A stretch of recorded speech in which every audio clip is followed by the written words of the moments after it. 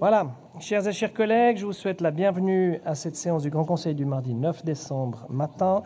Je salue Madame la Présidente du Gouvernement, Christelle Luisier-Bredard, ainsi que la conseillère d'État Nouria Gorité. Je salue aussi les personnes qui nous suivent depuis la tribune du public, ainsi que les représentants des médias. Je vous rappelle à toutes et à tous le serment que vous avez prêté et vous remercie de vous en inspirer lors de nos débats. Je passe directement au point 1 de notre ordre du jour, soit les communications, et je vous donne tout d'abord lecture des députés excusés pour la séance de ce matin, et il n'y en a pas. Ensuite, le Conseil d'État a le Grand Conseil a reçu du Conseil d'État les textes suivants qui peuvent être consultés dans le ciel. Et j'ai une puissante liste. Alors, réponse du Conseil d'État au Grand Conseil sur la détermination Fabrice Mosqueni sur la réponse du Conseil d'État à certaines interpellations, Caisse de pension de l'État de Vaud, CPEV. Les reports de sa restructuration annoncent-elles un besoin supplémentaire de recapitalisation avec l'argent du contribuable? Réponse du Conseil d'État au Grand Conseil à la simple question Alexandrie Delot. Quelles sont les mesures et ou directives que le Conseil d'État prend ou prendra pour accompagner l'arrivée de l'intelligence artificielle dans nos vies de tous les jours, notamment s'agissant de l'utilisation de celle-ci dans les processus de l'État? Réponse du Conseil d'État au Grand Conseil à la simple question Muriel Talman. À quand l'introduction d'un formulaire online pour les victimes de délits sexuels? Réponse du Conseil d'État au Grand Conseil à la simple question Fabrice Mosqueni. Promotion exogène au ralenti. Réponse du Conseil d'État au Grand Conseil à la simple question Fabrice Mosqueni. À quand les assises vaudoises de la santé? Réponse du Grand Conseil au Conseil d'État à la simple question Jacques-André Horry. Qui finance les plans d'affectation cantonaux? Réponse du Conseil d'État au Grand Conseil à la simple question Loïc Bardet. Croissance des effectifs de l'eau. Est-ce que les coûts évoluent en parallèle? Réponse du Conseil d'État au Grand Conseil à la simple question Romain Pioux. Au nom du groupe socialiste, éviter les conflits d'intérêts pour protéger les objectifs de la politique cantonale du logement. Réponse du Conseil d'État au Grand Conseil à la simple question Loïc Bardet. Coûts liés à la présence du loup. D'où viennent les derniers chiffres de la DGE? Réponse du Conseil d'État au Grand Conseil à la simple question Loïc Bardet. Adaptation des indemnisations des dégâts liés à la faune. Quelle compétence du rehaussement du seuil de prise en compte?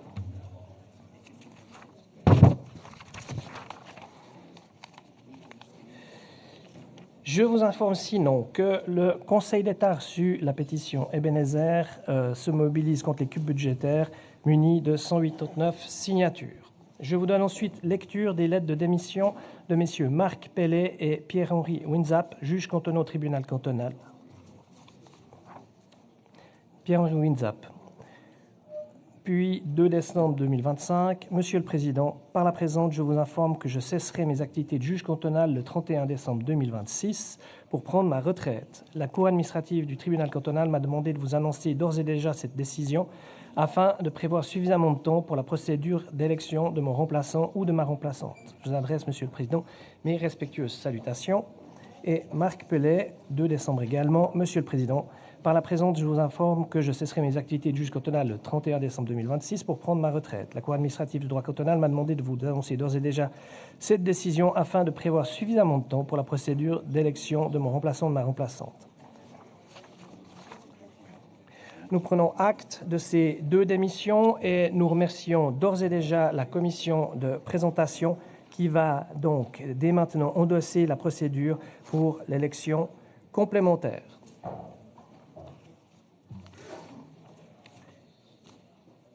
Nous passons au point 2, dépôt.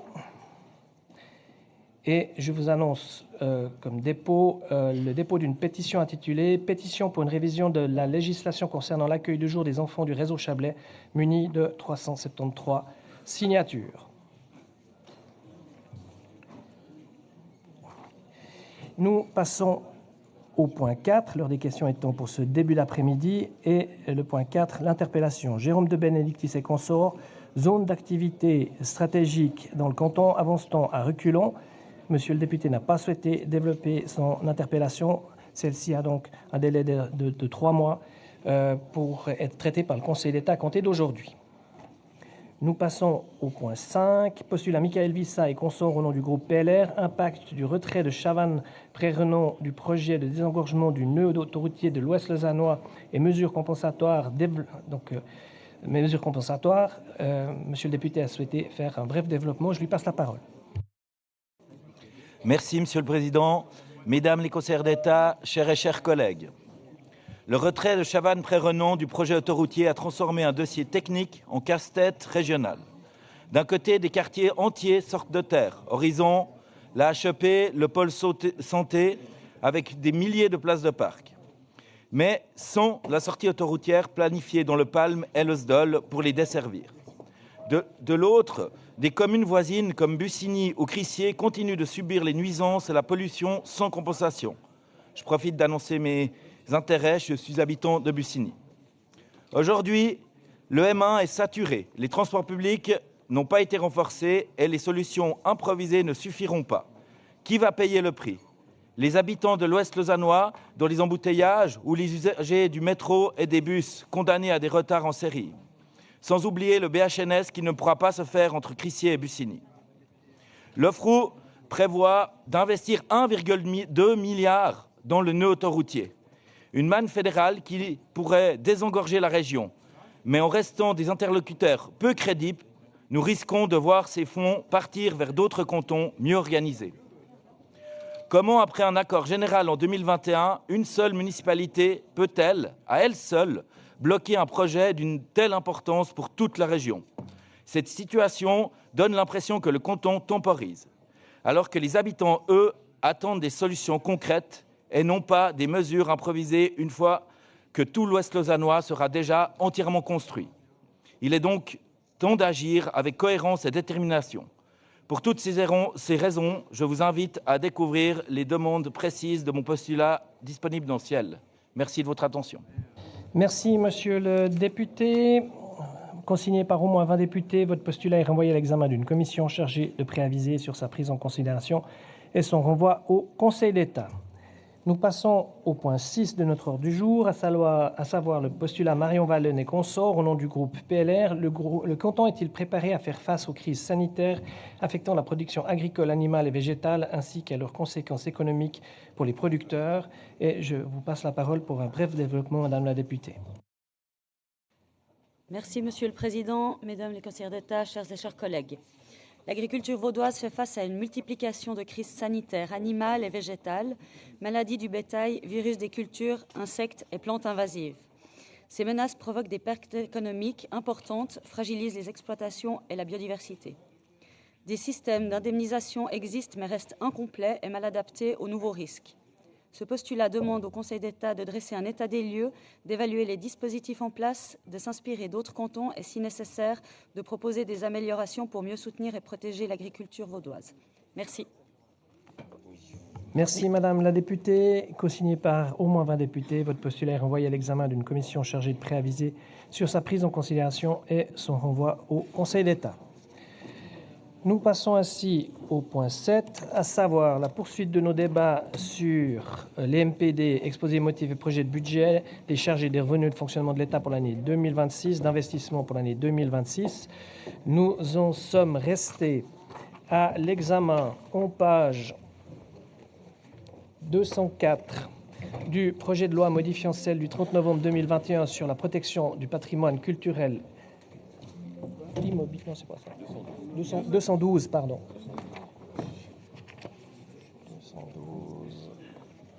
212 avec le projet de décret réduisant pour 2026 à 27 la part communale de produits de l'impôt sur les gains immobiliers. Il s'agit du débat d'entrée en matière et nous avions pris note des prises de parole, demandes de parole de Madame Patricia Spack-Isenrich, Pierre Zwallen, Pierre-André Romanens, Alexandre Berthoud, Jean-Marc Udriot, Marc-Olivier Buffat, Romain Pillot. Et nous allons poursuivre cela avec notre collègue Jean-Marc Udriot.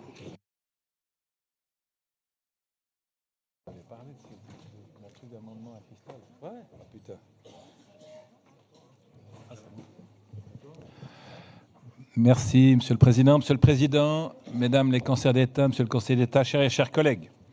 Je déclare mes intérêts, syndic d'une commune et membre du comité de l'Union des communes vaudoises.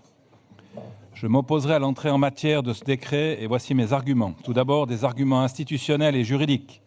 Les communes ont des tâches croissantes comme par exemple l'accueil de jour, le social, la sécurité. Ces tâches sont difficilement compressibles, donc réduire leur part de ressources menace leur capacité à accomplir des missions obligatoires. Certaines dépenses imposées aux communes sont décidées au niveau cantonal. Il n'est donc pas possible de leur transférer des charges sans assurer les ressources nécessaires pour les absorber. Les communes contribuent déjà à une importante solidarité, plus de 4 milliards sur 20 ans mentionnés dans le rapport d'ailleurs.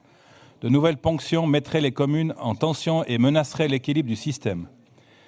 Des arguments financiers et économiques également. L'endettement des communes est déjà très élevé. Le rapport montre que l'endettement communal atteint 6,75 milliards contre 0,7 milliards pour le canton. Les communes doivent continuer d'investir dans les infrastructures scolaires, les routes, les structures d'accueil, les énergies et la durabilité. Potentiellement, un effet boule de neige peut survenir. Hausse d'impôts locaux ou réduction de prestations locales. Des arguments politiques également. Le canton ne peut atteindre son petit équilibre en déséquilibrant les communes. L'État transfère une partie du poids financier vers les communes. Ce n'est pas une solution structurelle. Le budget cantonal reste volontairement généreux en investissement, plus de 1 milliard. Pourquoi réduire les capacités des communes alors que le canton garde une marge d'investissement élevée ? Il y aura un impact direct sur les habitants. Les communes gèrent les services les plus visibles comme la voirie, la police, les écoles, les espaces publics. Réduire leurs moyens revient à réduire la qualité de vie des habitants. Conclusion, de mon avis, il s'agit de combattre ce report de charges envers les communes, car les communes jouent un rôle essentiel pour le service public de proximité, et cette politique de report de charges aggravera, comme toujours, les inégalités régionales et de fait pénalisera les habitants. Merci dès lors de refuser cette entrée en matière. Merci, monsieur le député. La discussion se poursuit avec notre collègue Patricia Spack-Eisenrich. Merci, Monsieur le Président. Monsieur le Président, Madame la Présidente du Conseil d'État, Madame la Conseillère d'État, Monsieur le Conseiller d'État, chers collègues, la situation financière du canton contraint le Conseil d'État à prendre des mesures d'assainissement. Mais en demandant aux communes de contribuer de manière solidaire à cet effort, le Conseil d'État franchit un pas de trop. En effet, je peux parler d'une situation concrète, ma commune, et c'est l'occasion de déclarer mes intérêts puisque je suis la syndic de la commune de Bussigny. Bussigny qui, comme l'ensemble des communes de l'Ouest lausannois, a été poussée depuis de nombreuses années à densifier, parfois contre l'avis de la population. Là où il y avait 8 000 habitants en 2011 et là où maintenant il y en a plus de 12 100, actuellement plus de 4 000 personnes en plus. Alors pour suivre cette croissance, les communes doivent investir massivement dans les infrastructures. Je pense notamment aux nouvelles écoles. On en a construit une première en 2023, mais on travaille déjà sur une nouvelle école en 2027 pour plus de 45 millions. Le canton nous a aussi incités à développer, à investir dans l'accueil parascolaire avec les incitatifs d'aide au démarrage, augmentant ainsi nos charges de manière importante. On investit aussi dans les transports publics. Là aussi, les coûts en lien avec les transports régionaux augmentent massivement. Et on se réjouit quand même d'accueillir le tram, mais qui nous coûtera quand même près de 12 millions de francs. Les coûts avec la politique sociale sont également en augmentation du fait de l'augmentation de la population. Et vu l'augmentation importante de la population dans tout le canton de Vaud en cours de ces dernières années, la situation est également identique pour une bonne partie des communes vaudoises. Les chiffres le disent. La marge d'autofinancement de l'ensemble des communes vaudoises s'est élevée de 2014 à 2023 à un montant cumulé de 5,11 milliards, ce qui a été insuffisant pour couvrir les investissements nets de 5,89 milliards. Ainsi, sur une période de 10 ans, les communes ont dû massivement recourir à l'emprunt et à l'endettement des communes. L'endettement des communes est de 10 fois plus élevé que celui du canton. Chaque année, nos communes voient leur marge d'autofinancement diminuer, mais malgré cela, nous nous devons tout de même de garantir des conditions de vie favorables à la population. Et nos recettes, elles, les perspectives d'augmentation sont très limitées. L'accord canton-commune signé en 2023 prévoyait un rééquilibrage financier entre l'État et les communes. Rééquilibrage, c'est le terme utilisé dans la Convention, et cet accord n'a pas encore déployé tous ses effets. L'accord disait dans son préambule qu'il permettait de supprimer les effets de bord et les incohérences qui prétéritaient fortement certaines communes. Donc avant cet accord de 2023, de nombreuses communes étaient dans des situations financières très inconfortables et ont subi cette situation sur de nombreuses années. Et maintenant qu'un accord canton-commune a été trouvé, on revient vers les communes pour leur demander d'être solidaires et de faire un effort également. Mais donner d'une main pour reprendre d'une autre, c'est incompréhensible. Le choix fait par le Conseil d'État est vraiment regrettable. On ne prive pas les communes de revenus importants pour une gestion financière cantonale déficitaire dont elles ne sont pas les responsables. La colère gronde auprès des communes. En effet, en leur demandant de contribuer à l'effort cantonal, c'est ignorer totalement la situation dans laquelle elles se trouvent, ne pas voir que ces dernières en font déjà énormément pour la population vaudoise. L'incertitude pour les communes est d'autant plus lourde avec les mesures d'allègement annoncées par la Confédération qui auront des impacts sur les budgets cantonaux et communaux. C'est donc une situation incertaine pour tout le monde, mais il convient d'éviter de donner de mauvais signaux aux communes, éviter de briser ce consensus finalement trouvé, cet équilibre institutionnel, et puis finalement, il faut faire des choix et prendre les mesures d'assainissement acceptables qui permettent de retrouver le petit équilibre. La majorité de la Commission des finances vient avec un double amendement qui est très intéressant à l'heure où nous devons trouver des solutions pour maintenir le petit équilibre en proposant d'adapter le plafond et la dégressivité du barème de cet impôt, créant ainsi de nouvelles recettes. Cette approche apporterait une sécurité pour les communes qui ont déjà façonné leur budget et permettrait aussi de renflouer les caisses de l'État et de lutter contre la spéculation. En ce sens, le groupe socialiste vous invite donc à entrer en matière sur le projet de décret, non pas pour accepter cette proposition de réduction de l'impôt que nous contestons fermement, mais au contraire pour avoir la possibilité de débattre de l'amendement proposé par la majorité de la Commission des finances pour adapter le plafond et la dégressivité du barème. Merci Madame la députée. La discussion se poursuit avec notre collègue Pierre-André Romanence. Monsieur le Président, Madame la Présidente du Conseil d'État, Madame, Monsieur les conseillers d'État, chers collègues, l'encre de l'accord sur la NPIV n'est même pas encore sèche et voilà que l'on souhaite déjà ponctionner une nouvelle fois les communes. Certes, l'article 10 du contre-projet prévoit cette possibilité, mais vouloir activer aujourd'hui me paraît pour le moins déplacé.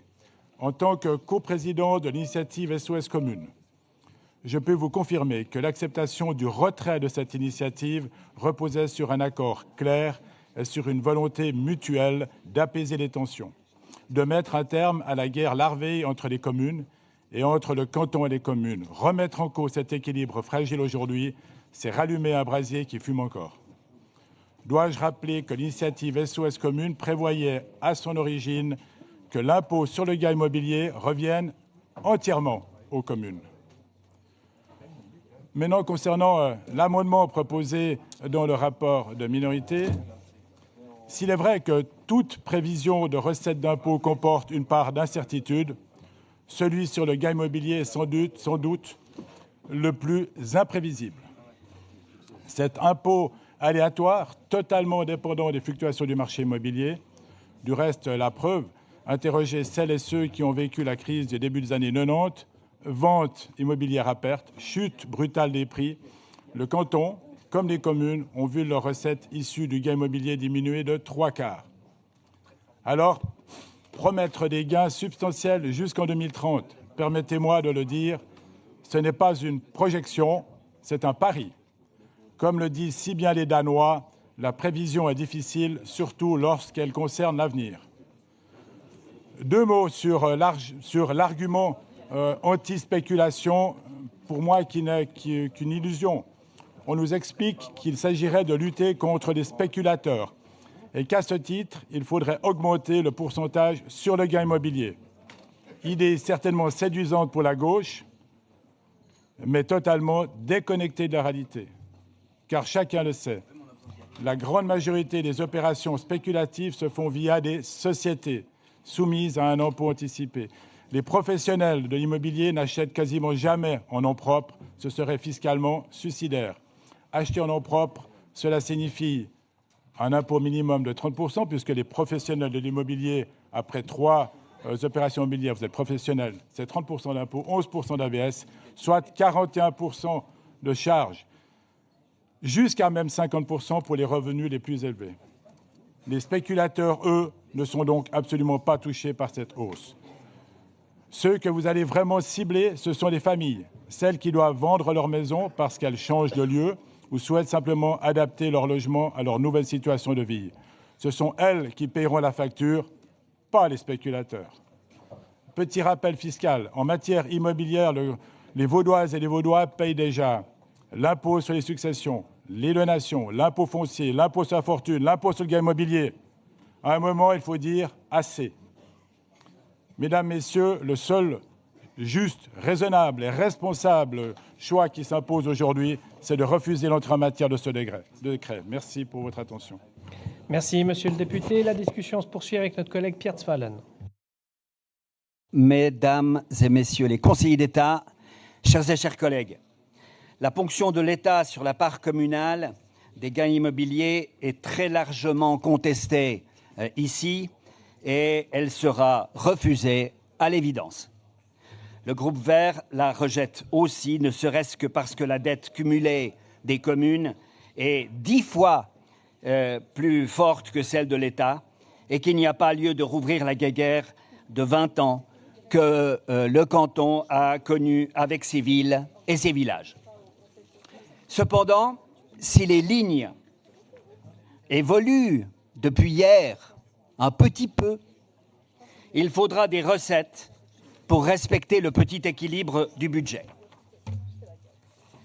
Ainsi, je vous invite à entrer en matière sur ce décret pour y adopter l'amendement de la majorité de la Commission des finances. Le nouveau barème dégressif sur les gains immobiliers augmente les recettes de 62 millions de francs. En préservant un tiers du produit de l'impôt aux communes, celles-ci y gagneront sur la situation actuelle. Ce seront 3 millions de plus en chiffre rond pour les communes. Pour l'État, ce sera quelques 20 millions supplémentaires sur le budget proposé par le Conseil d'État. Et davantage encore d'ici 2030. Par ailleurs, ce nouveau barème s'inscrit dans le prolongement de la vision logement du Conseil d'État.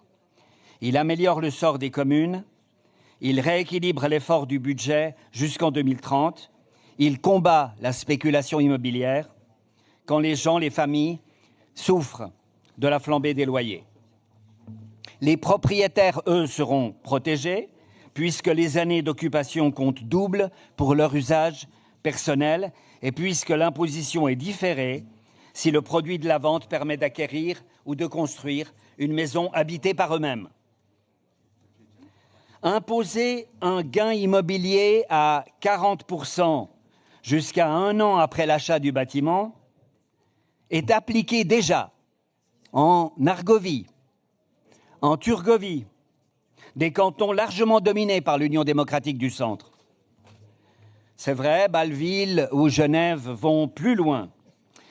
Mais celles et ceux qui réalisent des gains majeurs sur le marché du logement doivent mieux participer à l'effort cantonal.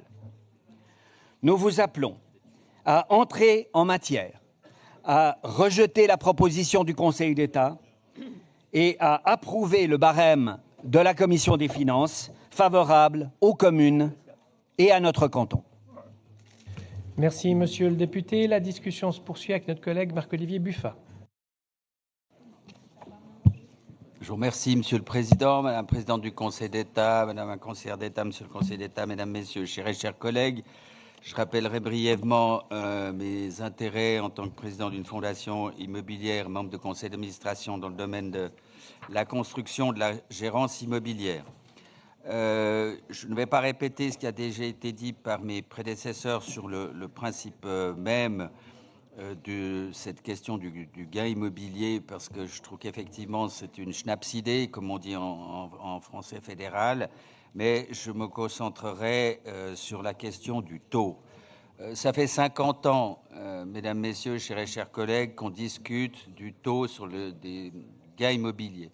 Alors, il y a deux systèmes. Il y a un taux stable qu'on a connu dans le canton de Vaud pendant de très nombreuses années à la fin du siècle dernier. Il y a le système du taux dégressif et puis évidemment le système du taux progressif. Je pense que c'est une fausse bonne idée que d'avoir un système avec un taux dégressif.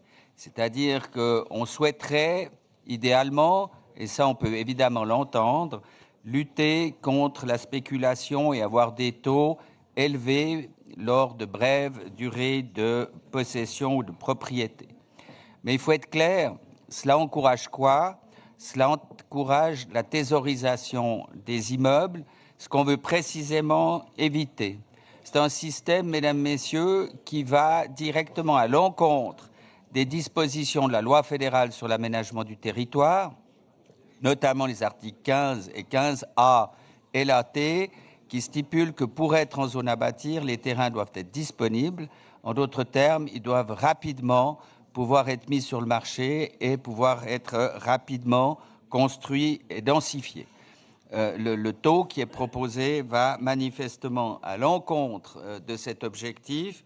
Il accroîtra encore la raréfaction des terrains à bâtir, donc entraînera des hausses de coûts et corollairement entraînera une augmentation de la raréfaction des logements. Et j'aimerais vous rappeler les taux absolument dramatiques de manque de logements qui sévit actuellement, la pénurie de logements qui sévit actuellement dans le canton de Vaud. J'aimerais enfin vous rappeler, parce que ça n'a pas été mentionné jusqu'à maintenant, que nous prélevons une taxe de plus-value. Il y a à ma connaissance 200 ou 300 taxations en cours.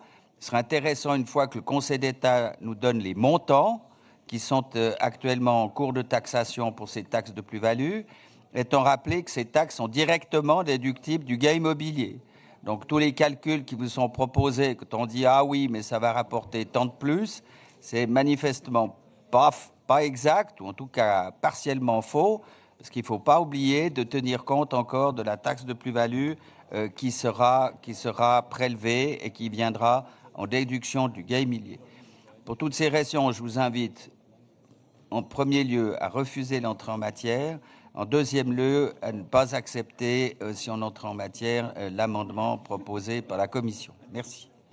Merci, Monsieur le député. La discussion se poursuit avec notre collègue Théophile Schenker. Oui, merci Monsieur le Président. Monsieur le Président, Mesdames, Messieurs les conseillères d'État, chers collègues, je voudrais juste m'adresser ici aux personnes nombreuses qui défendent les communes pour attirer votre attention sur finalement la meilleure option pour les communes. Alors, on a entendu pas mal de personnes s'exprimer en faveur d'une non-entrée en matière, justement pour préserver les communes. Rappelez ici qu'avec l'amendement qui est proposé par la majorité de la Commission des finances, sur 5 ans, c'est quand même à peu près 83 millions supplémentaires qui reviendraient, 83 millions qui reviendraient aux communes, 83,7 millions qui reviendraient aux communes en plus. C'est-à-dire que en fait, sur 2026 et 2027, avec le barème qui est revu et le taux qui serait revu également avec un tiers pour les communes, on aurait à peu près 3 millions de plus chaque année pour les communes, c'est ce que M. Zwalen a mentionné. Mais ensuite, il faut, sur 2028, 29 et 30, le taux revient à la normale avec ces 5/12e et le barème reste modifié. Et donc, sur ces 3 années-là, il y aurait chaque année 26 millions en plus pour les communes. Au total, c'est bien 83,7 millions auxquels on arrive au bénéfice des communes par rapport au statu quo. Donc, les personnes qui défendent les communes ont vraiment tout intérêt à entrer en matière sur ce projet et à soutenir l'amendement d'Émétriades. Alors certes, il a été mentionné par plusieurs personnes que c'est un impôt qui est variable, mais si on attribue, enfin, le gâteau en fait du gain immobilier est variable. Mais si on attribue une plus grande part du gâteau aux communes, même si c'est variable, les communes vont recevoir plus que si on reste avec le statu quo. Donc, vraiment, pour celles et ceux qui défendent les communes, vous avez tout intérêt à entrer en matière et soutenir cet amendement. Merci, Monsieur le député. La discussion se poursuit avec notre collègue Chantal Weinmann-Yenny. Oui, merci, Monsieur le Président, Madame la Présidente du Conseil d'État, Madame et Monsieur les conseillers d'État, chers et chers collègues, je demeure présidente de l'UCV. La position de notre association développée sur l'entrée en matière du budget 26 et sur le présent décret, à savoir une non-entrée en matière sur une nouvelle répartition plus défavorable aux communes, est connue et j'oserais même dire reconnue. Le débat sur l'entrée en matière s'est peu à peu transformé en débat sur une augmentation des barèmes de l'impôt sur les gains immobiliers. Je me permets donc de m'exprimer ici également en tant qu'élu des Vaudoises et Vaudois, comme vous toutes et tous.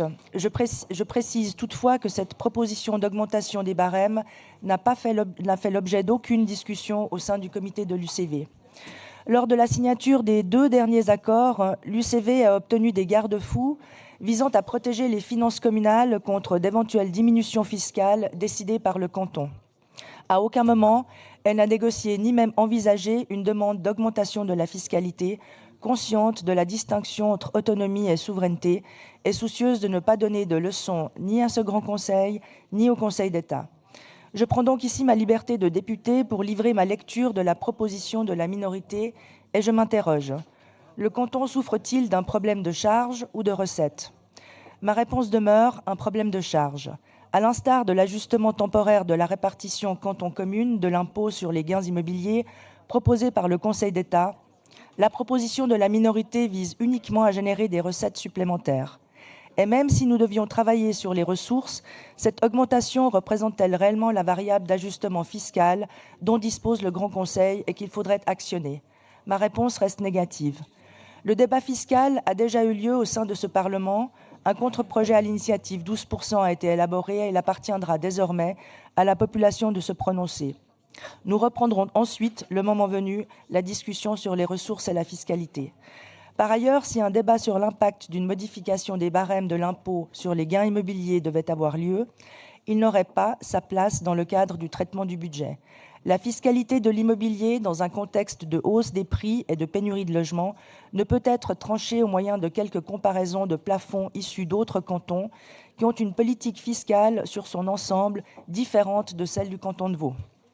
Enfin, et je parle ici en tant que présidente de l'UCV, l'amendement de la minorité réduit pour 2 ans la part revenant aux communes, passant de 5/12, donc 41,6%, à 1/3, 33%, ce qui va clairement à l'encontre de la position défendue par l'UCV et de l'accord. Pour toutes ces raisons, je vous invite à ne pas entrer en matière sur ce décret. Je vous remercie de votre attention. Merci, Madame la députée. La discussion se poursuit avec notre collègue Sébastien Cala. Merci, Monsieur le Président, Madame la conseillère d'État, Monsieur le conseiller d'État, Mesdames, Messieurs, chers et chers collègues. Moi, j'avais juste une question au Conseil d'État, puisque la semaine dernière, avant la fin du débat, j'avais demandé si c'était possible d'avoir l'impact de la mesure Démétriades proposée par le rapport de minorité sur les communes jusqu'en 2028 ou 2030, je ne sais plus. Et je voulais savoir si le Conseil d'État avait préparé ce document et puis pouvait nous renseigner à ce sujet. Merci, Monsieur le député. La discussion se poursuit avec notre collègue Didier Laurie.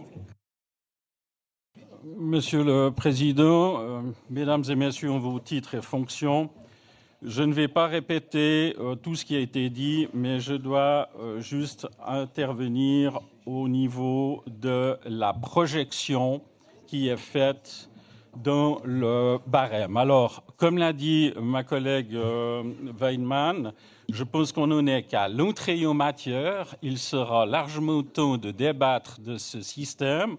La proposition qui est win-win ou gagnante-gagnante pour les communes et le canton, eh bien, elle rend beaucoup de personnes perdantes. C'est simplement les locataires qui, sur la durée, paieront évidemment cette majoration de cette barème. Ensuite, concernant la spéculation, je m'excuse de juste vivre des choses de la vraie vie. Les petits promoteurs n'achètent pas le terrain. Ils vont chez le notaire et ils mettent en relation le propriétaire du terrain et le futur client. Ce qui fait qu'il n'y a pas 2 fois une vente, il n'y a bien qu'une fois une vente et votre 40% passe à travers ce type de méthode de vente des terrains. Donc, je rentrerai comme toujours en matière, parce que dans la démocratie, on rentre toujours en matière. Et comme l'a dit Madame la Présidente du Conseil d'État, c'est au Grand Conseil de prendre la main sur ce budget. Et je crois sincèrement que les chiffres qui sont annoncés sur une base volatile et de demander des projections pour 2028, 29 et 30 me paraissent absolument impossibles à réaliser, puisqu'aujourd'hui, nous sommes dans des péréquations basées sur 2023 et 2024 sur les rentrées des gains immobiliers. Et je précise juste qu'il y a d'autres pistes que de faire sur des gains immobiliers volatiles sur une base peu stable pour les 5 années à venir. Donc, je déposerai un amendement pour aligner toute la pratique du Conseil d'État sur la réflexion.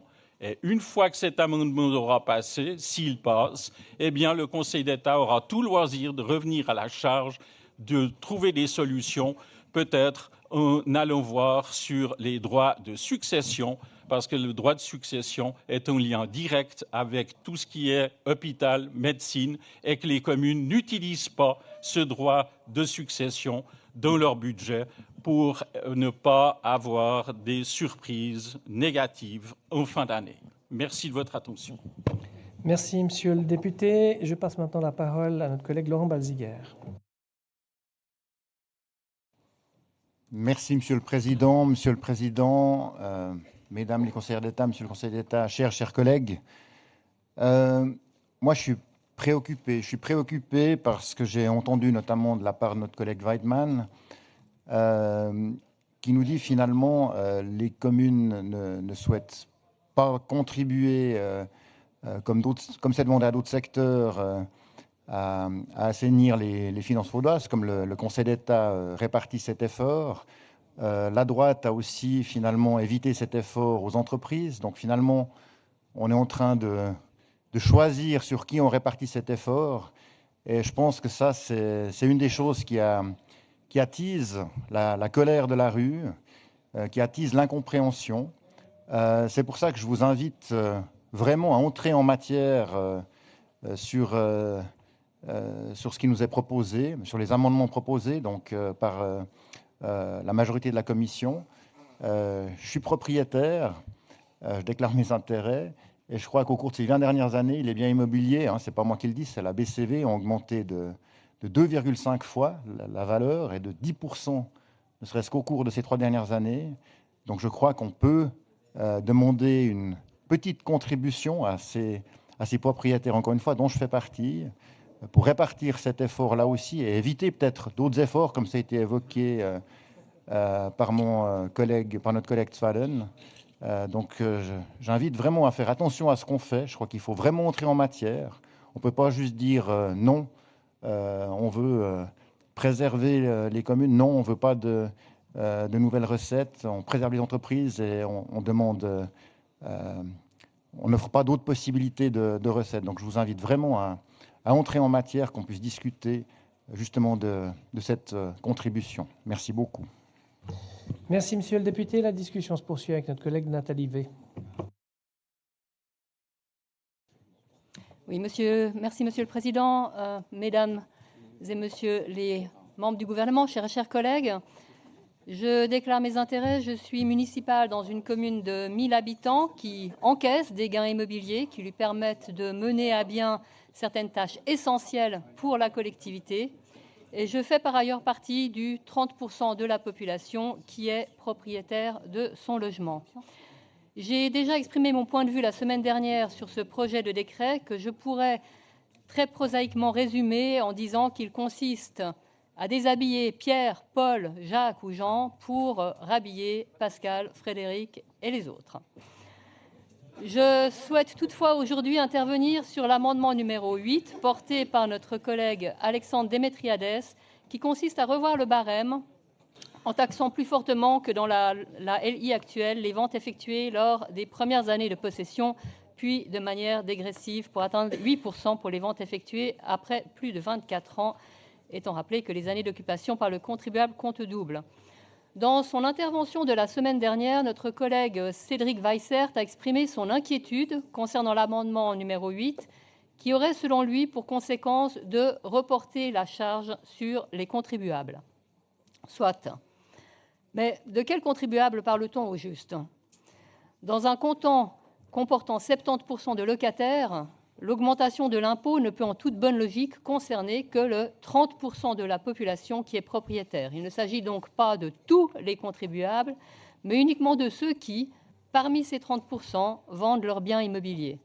Cela restreint déjà passablement le cercle des personnes concernées et, de toute évidence, ne vise pas les plus précaires d'entre nous. Comme il vise uniquement le gain immobilier réalisé lors d'une vente, il n'appauvrit pas le contribuable qui est soumis, mais vient uniquement diminuer le bénéfice réalisé à l'occasion de la vente. Indépendamment des conséquences budgétaires qui nous occupent depuis quelques jours, ce mécanisme est donc également un outil juste pour lutter contre la spéculation immobilière et ses effets délétères sur le prix des logements. Nous sommes donc en présence d'une proposition qui supprimerait la ponction, pour ne pas dire le racket, de 39 millions sur le dos des communes, et qui ne serait pas win-win, mais triple win.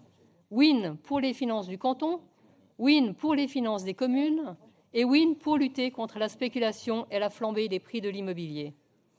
Pour ces différentes raisons, le groupe des Verts, à l'exception de M. Laurie, vous invite à entrer en matière sur ce décret afin de pouvoir soutenir l'amendement numéro 8, tout en étant clair sur le fait que s'il devait être refusé, notre groupe s'opposera au projet de décret non amendé. Je vous remercie pour votre attention. Merci Madame la députée. Je passe maintenant la parole à notre collègue Alexandre Berthoud.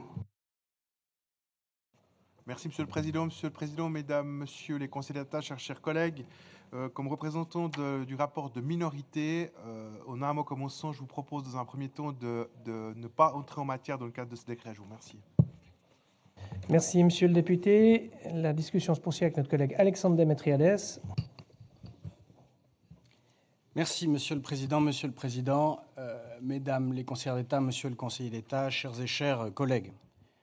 Tout de même, rappeler, ça a été dit, que si nous avons ce débat présentement, c'est notamment puisqu'en commission des finances, l'amendement qui a été déposé a été accepté par une majorité de la commission, ce qui crée cette situation quelque peu cocasse, où en fait on tend à se demander d'où venait ce type de soutien. Évidemment, je ne trahirai pas de secret de commission, mais je tiens à souligner que la proposition qui a été faite a probablement été jugée constructive à un moment ou à un autre des débats, et je vous invite donc à l'analyser avec soin. Il a été évoqué la question du pourquoi on travaille sur ce barème, pourquoi on propose de modifier ce barème. J'ai envie de vous dire que nous avons saisi là une opportunité.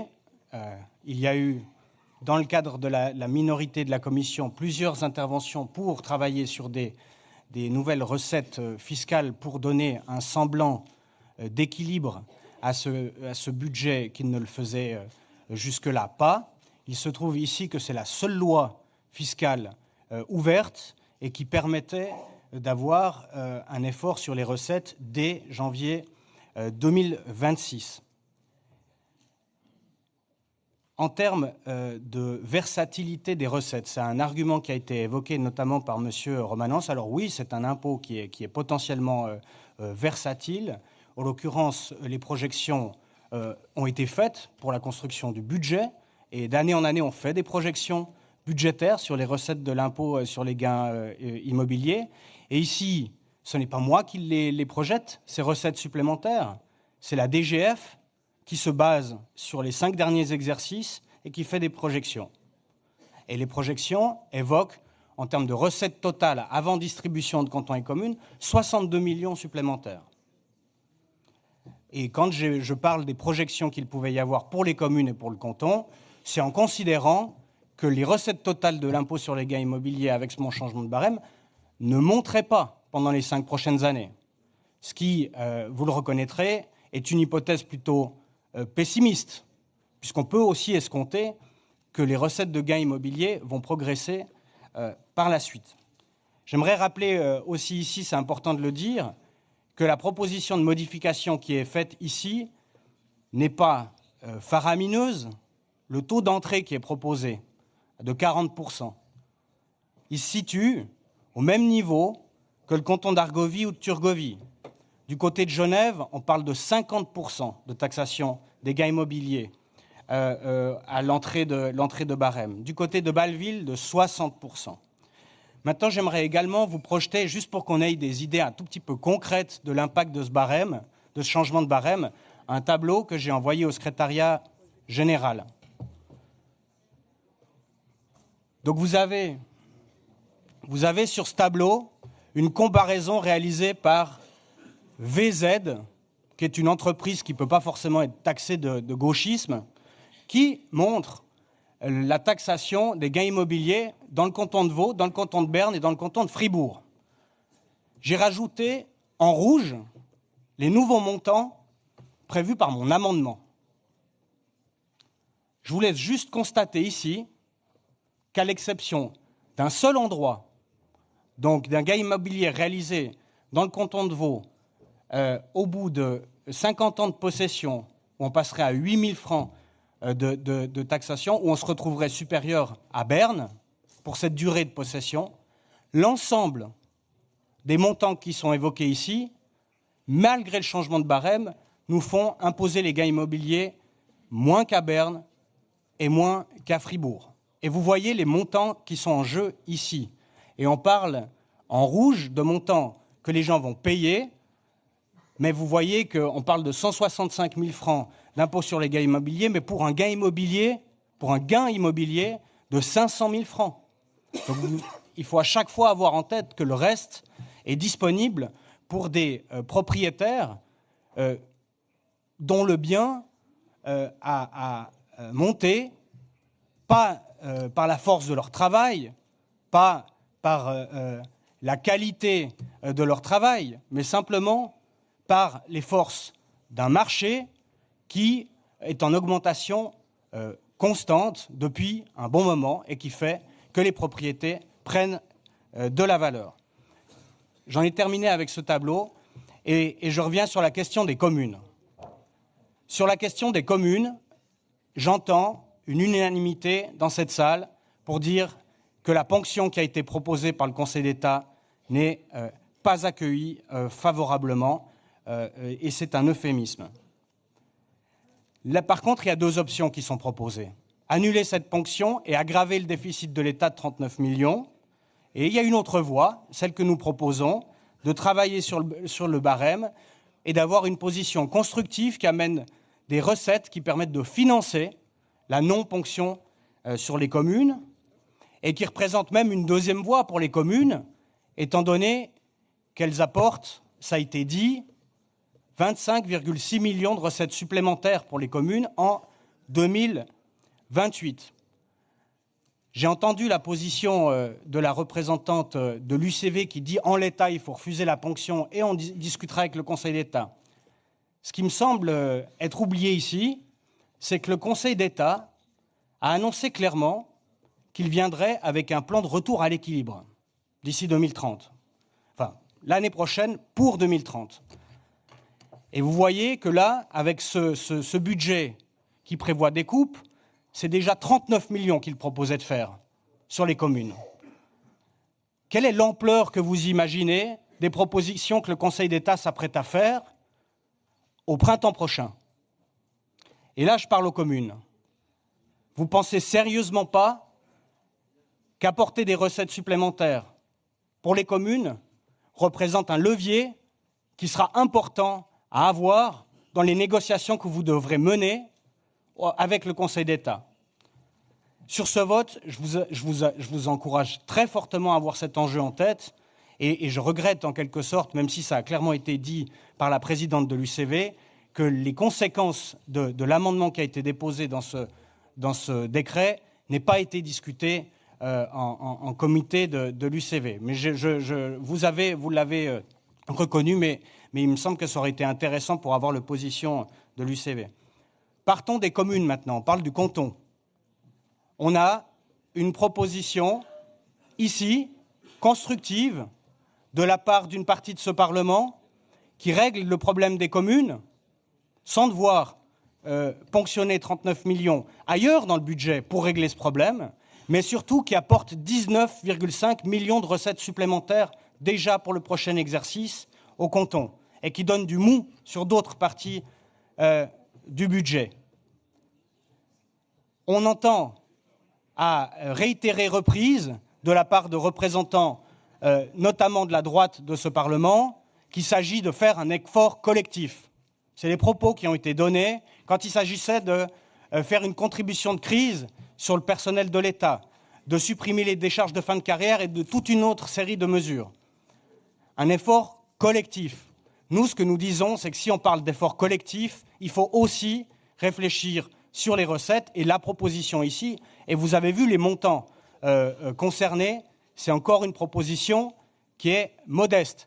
Mais n'oublions pas que c'est la seule qui peut être sur la table, une proposition de nouvelles recettes pour 2026, pour avoir un budget qui s'apparente à un minimum à un exercice d'équilibre, ou en tout cas à une tentative de trouver un équilibre et de trouver un chemin.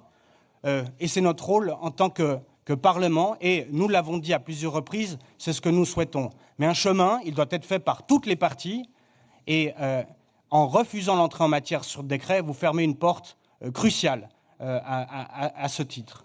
Donc je vous encourage vivement, au nom de la minorité de la Commission, à voter l'entrée en matière, qu'on puisse mener un débat, tel que l'a dit aussi Monsieur Laurie. Le débat sur le taux du barème, il peut être mené, il doit être mené, mais je vous encourage à ne pas fermer la porte à ce débat ce jour au moment de votre vote, pour l'intérêt des communes et pour trouver un équilibre dans ce budget qui est en train d'être construit. Merci, Monsieur le Président. Merci, Monsieur le député. Je passe la parole à notre collègue Florence Grosse. Merci, Monsieur le Président, Mesdames et Monsieur le Conseiller d'État. Juste pour rappeler que l'entrée en matière sur ce projet de décret a été refusée par 9 non et 6 oui en Commission des Finances. Merci, Madame la Présidente de la Commission. Je passe la parole au Conseiller d'État Frédéric Bourlot. Merci, Monsieur le Président, Mesdames et Messieurs. Alors, vous avez été nombreux à vous exprimer. Beaucoup de gens concernés par les communes ne l'ont pas fait, mais beaucoup l'ont fait aussi pour dire à peu près la même chose. Sur l'opposition à cet amendement, c'est puisque j'étais quand même dans ce Parlement depuis 2002 jusqu'à 2015, c'est un peu l'ironie du sort que je doive défendre cette proposition aujourd'hui devant vous, mais je trouve que j'ai jamais vu autant de gens concernés qui s'exprimaient pour dire à peu près la même chose que la personne juste avant. Et voilà, bon, c'est comme ça, mais en tout cas, les communes sont bien représentées dans ce Parlement. Tant mieux, parce que je pense que l'État ne peut pas avancer sans les communes, et les communes ne peuvent pas avancer sans l'État.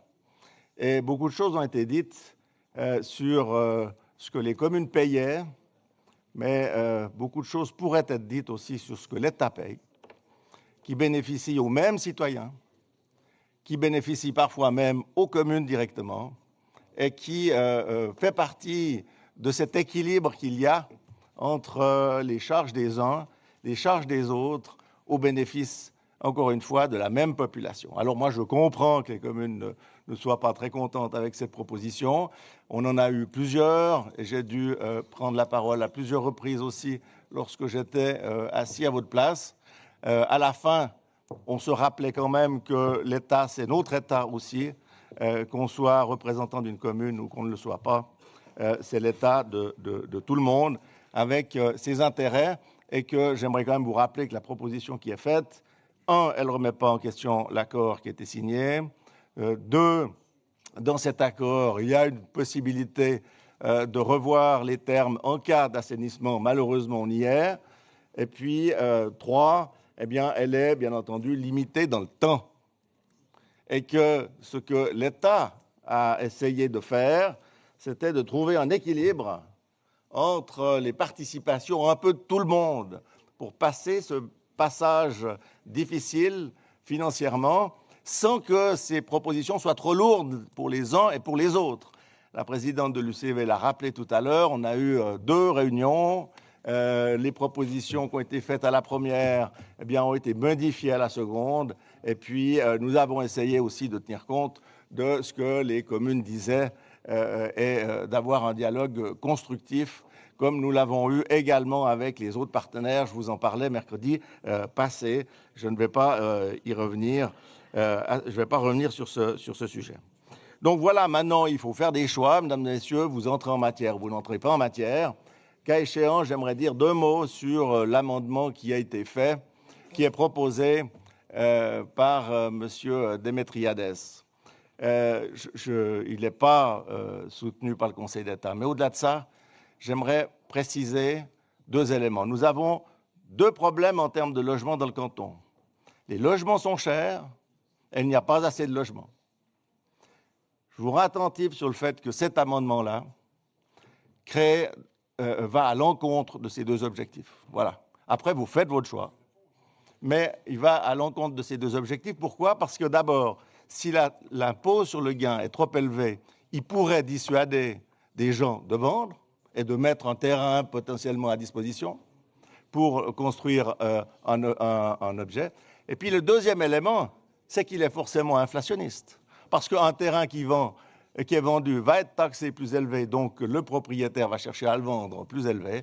Et puis ensuite, l'immeuble qui sera construit dessus, qu'il soit en PPE ou qu'il soit vendu en entier, eh bien, il y a de nouveau un impôt sur le gain immobilier. Et bien, à ce moment-là, eh bien, de nouveau, c'est un effet inflationniste. Donc, dans les 2 cas, ça ne poursuit pas en tout cas les buts d'essayer d'avoir des logements le moins cher possible et d'essayer d'avoir le plus de logements possible. Voilà les éléments quand même factuels que je me permettais de vous communiquer. Quant à la réponse de M. Cala, les chiffres ont été répétés par M. Démétriades.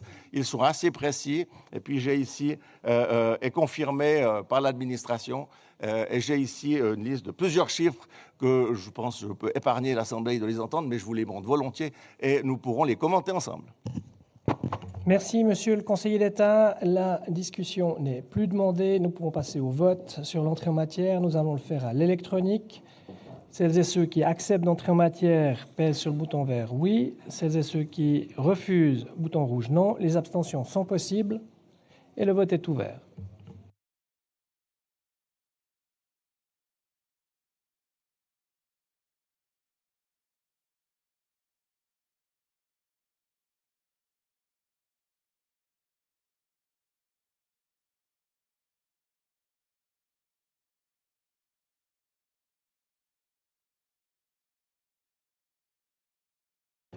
Par 85 non, 62 oui, vous avez refusé l'entrée en matière et j'ai une demande de parole de Mme Minacci. Merci, Monsieur le Président. C'est pour un vote nominal. Est-ce qu'il y a 20 personnes qui vous soutiennent? C'est largement le cas. Nous procédons au vote nominal avec la même consigne. Celles et ceux qui acceptent l'entrée en matière votent oui, bouton vert. Celles et ceux qui le refusent, non, bouton rouge.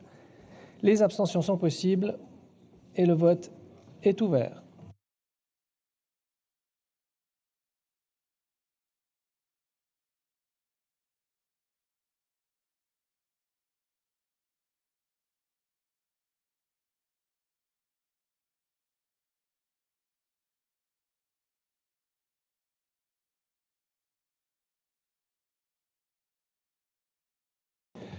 Par 85 non et 63 oui, vous avez refusé l'entrée en matière.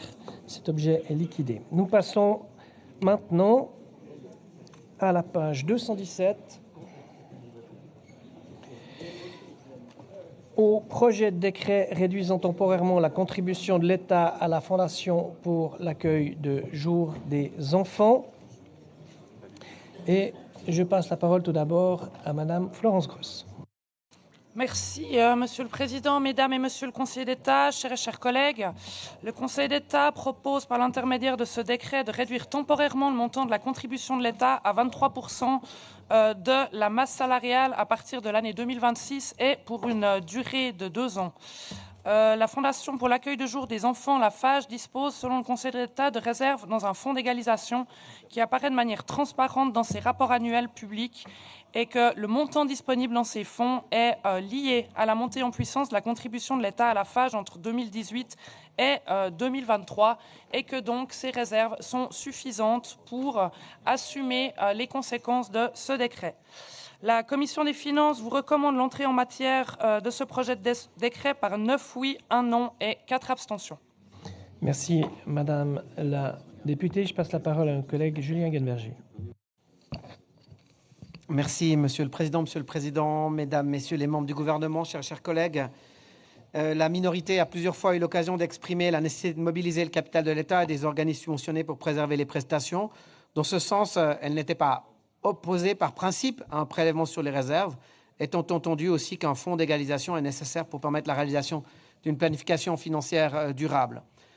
Malheureusement, les projections figurant dans les MPD montrent que ce fonds est consommé chaque année de plusieurs millions au régime ordinaire et que la compensation proposée par le Conseil d'État, soit de relever le différentiel de subvention dans le fonds d'égalisation, consommerait intégralement le solde.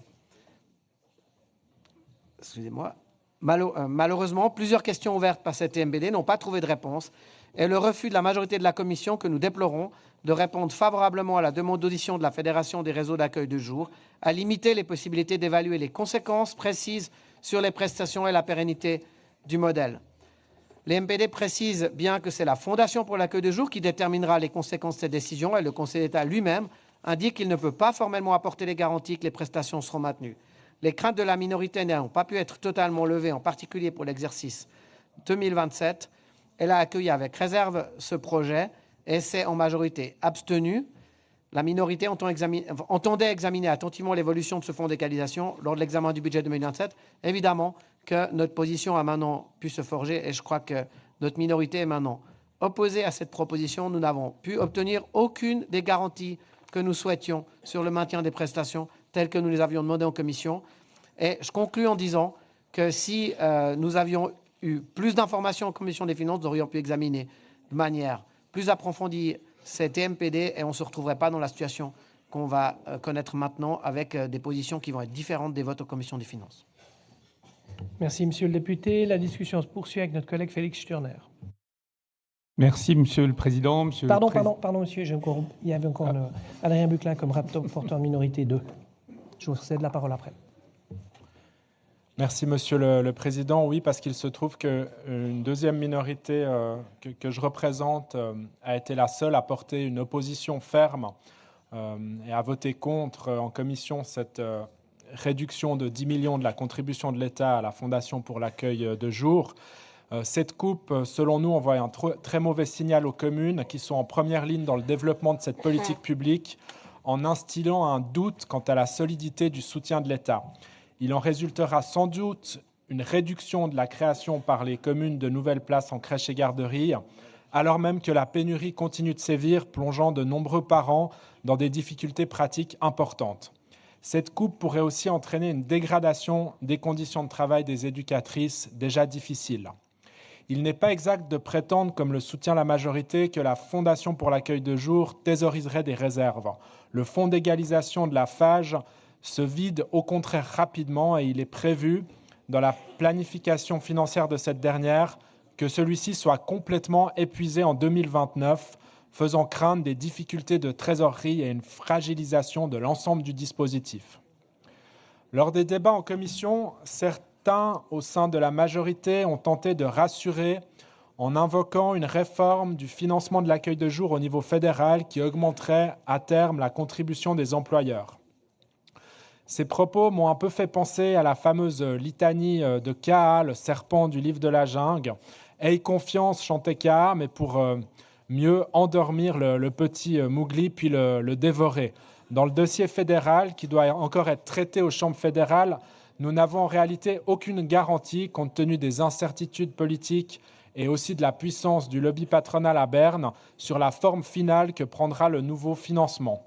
Donc de nous demander d'appauvrir et de fragiliser une politique publique essentielle en suggérant de faire confiance à la majorité bourgeoise à Berne, ce n'est pas un argument qui nous a convaincus. Pour ces raisons, pour la défense du secteur de l'accueil de jour et des éducatrices qui font un travail exemplaire pour la garde des enfants, je vous remercie de refuser l'entrée en matière sur cette coupe. Pour rappel, une fois encore, nous avons beaucoup de propositions de recettes supplémentaires pour venir compenser cette coupe dans le budget de fonctionnement dans quelques instants. Je vous remercie pour votre attention. Merci, Monsieur le député. La discussion se poursuit avec notre collègue Félix Sturner. Merci, Monsieur le Président. Monsieur le Président, Mesdames les conseillères d'État, chers et chers collègues, en premier lieu, je déclare mes intérêts. Je suis municipal enfance-jeunesse, membre du comité du CODIR de Larrache-Broye et membre du comité de Profamiliavo. D'abord, il n'est pas inutile, à l'heure où des signaux alarmants se manifestent au niveau de l'équilibre psychique d'un nombre croissant d'adolescents et d'adolescentes, de rappeler combien les racines d'une personnalité sereine plongent dans la petite enfance et que la construction d'une individualité s'ancre dans un cadre favorable à un progressif épanouissement personnel. Avec la famille et l'école, l'accueil extrascolaire de la petite enfance est un des piliers constitutifs de ce cadre. Le remettre en question entraînera immanquablement des répercussions dont la société devra assumer les coûts plus tard. Affaiblir le cadre, de même, de manière soi-disant anodine, est un mauvais calcul pour l'avenir des plus jeunes, pas seulement en 2026, mais au-delà aussi. Cette chaîne de cohérence ne doit pas être interrompue dès sa naissance, au propre comme au figuré. Ensuite, comme l'a déjà indiqué notre collègue Buclin, il s'agit d'un signe effectivement désastreux à l'égard de celles et ceux qui œuvrent dans le domaine de l'accueil de la petite enfance. De fait, à l'instar de notre emplois dans le domaine social et de la santé, la situation des éducatrices et des éducateurs de la petite enfance n'est financièrement guère enviable. Aux conditions de travail impliquantes auprès des plus jeunes de notre communauté s'ajoute un turnover conséquent dans bon nombre de lieux d'accueil, ce qui alourdit les conditions d'exercice des tâches. De plus, la renégociation de la CCT de l'enfance prévue prochainement subira immanquablement les répercussions de mesures préconisées et risque d'être suspendue sans déboucher sur des améliorations pourtant indispensables. Mais encore, la volonté de désengagement de l'État contraire à l'accord patiemment construit en 2016, comme je le rappelais dans ma question orale du mois d'octobre, ne peut qu'engendrer une réaction en chaîne auprès d'autres instances telles les communes. Pour maintenir le développement du nombre de places d'accueil préconisé par le programme de législature 2022-2027 à son point 3.11, où on peut lire qu'il faut, je cite, « tendre à une offre de qualité et suffisante afin de répondre aux besoins des parents vaudois », fin de citation, les financements cantonaux pérennes sont nécessaires. Il n'est pas inutile de rappeler ici que malgré les efforts fournis, le manque de places d'accueil reste criant, puisque les projections l'estiment à environ 25 000 à l'orée de 2030. Dès lors, on est en droit de se demander de quelle manière l'objectif précité peut être garanti en reportant le problème financier sur la FAGE, dont les réserves sont limitées, quand bien même cette dernière incite vivement les réseaux à développer leur offre, une aporie difficile à résoudre. Finalement, si l'État s'investit moins dans la promotion des places d'accueil, on l'a aussi déjà dit, et que les communes ne sont pas en mesure de compenser les charges supplémentaires qui en découlent, celles-ci se reporteront tout logiquement sur les parents. Or, si depuis 2022, un des mantras d'une partie de cet hémicycle préconise une amélioration du pouvoir d'achat de la fameuse classe moyenne, principale bénéficiaire des mesures d'accueil permettant de concilier vie familiale et vie professionnelle, faire reposer les charges financières sur cette même classe moyenne revient à nouveau à nager en pleine contradiction. Pour les différentes raisons évoquées, le groupe des Verts vous invite nettement à refuser le jeu de passe-passe consistant à reporter les réserves sur la FAGE, un financement que l'État doit assurer pour son budget propre aujourd'hui et demain. Merci, Monsieur le député. La discussion se poursuit avec notre collègue Sergueï Ashwandon. Merci, Monsieur le Président. Monsieur le Président, Mesdames les conseillères d'État, chers collègues, vous savez que je suis un adepte de l'efficience et du temps de parole, ce qui semble être oublié un petit peu du côté gauche de cet hémicycle, si on veut arriver à avoir un budget d'ici la semaine prochaine. Donc je me tâcherai d'être bref. Pour reprendre un propos de Monsieur le député Eggenberger qui prétend que les informations n'ont pas été suffisamment claires, je crois que si vous prenez la page 105 du rapport de majorité et de minorité Sur la position du Conseil d'État à la fin du paragraphe, il est noté assez clairement, durant ce laps de temps de 2 ans, la FAGE pourra d'une part puiser ces montants de 10 millions sans péjorer ni les communes ni les parents et d'autre part se dédier à une refonte complète du système au vu de la réforme fédérale prévue en 2028. On parle d'un décret d'une période de 2 ans, donc limitée dans le temps, et je pense qu'il est aussi important de garder en tête le fait qu'il y aura une refonte complète de ce système. Donc aujourd'hui, si c'était ad aeternam, je pourrais comprendre en partie certains arguments provenant de la gauche, mais partant du fait que ceci est limité dans le temps, il n'y a aucune raison, j'ai envie de dire, de procéder à un vent de panique.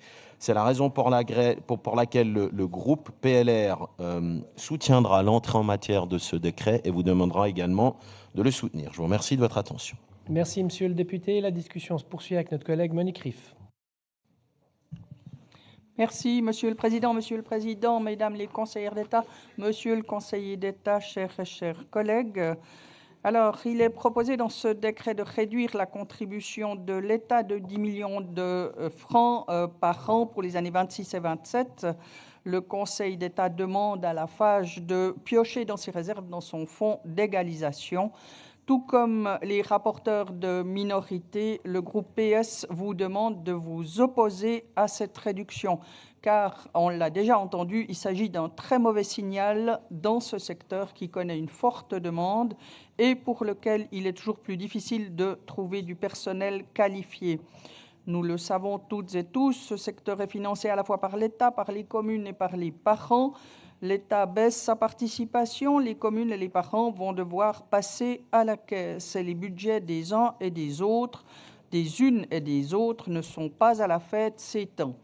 Dans son courrier envoyé à vous toutes et tous, la FRAGE le dit bien, les conséquences de cette réduction sont préoccupantes. Des places pourraient disparaître, mais surtout d'autres ne verront pas le jour, alors que la demande est là encore et encore. Sans parler du personnel et plus particulièrement des accueillantes en milieu familial qui attendent une revalorisation de leur rémunération.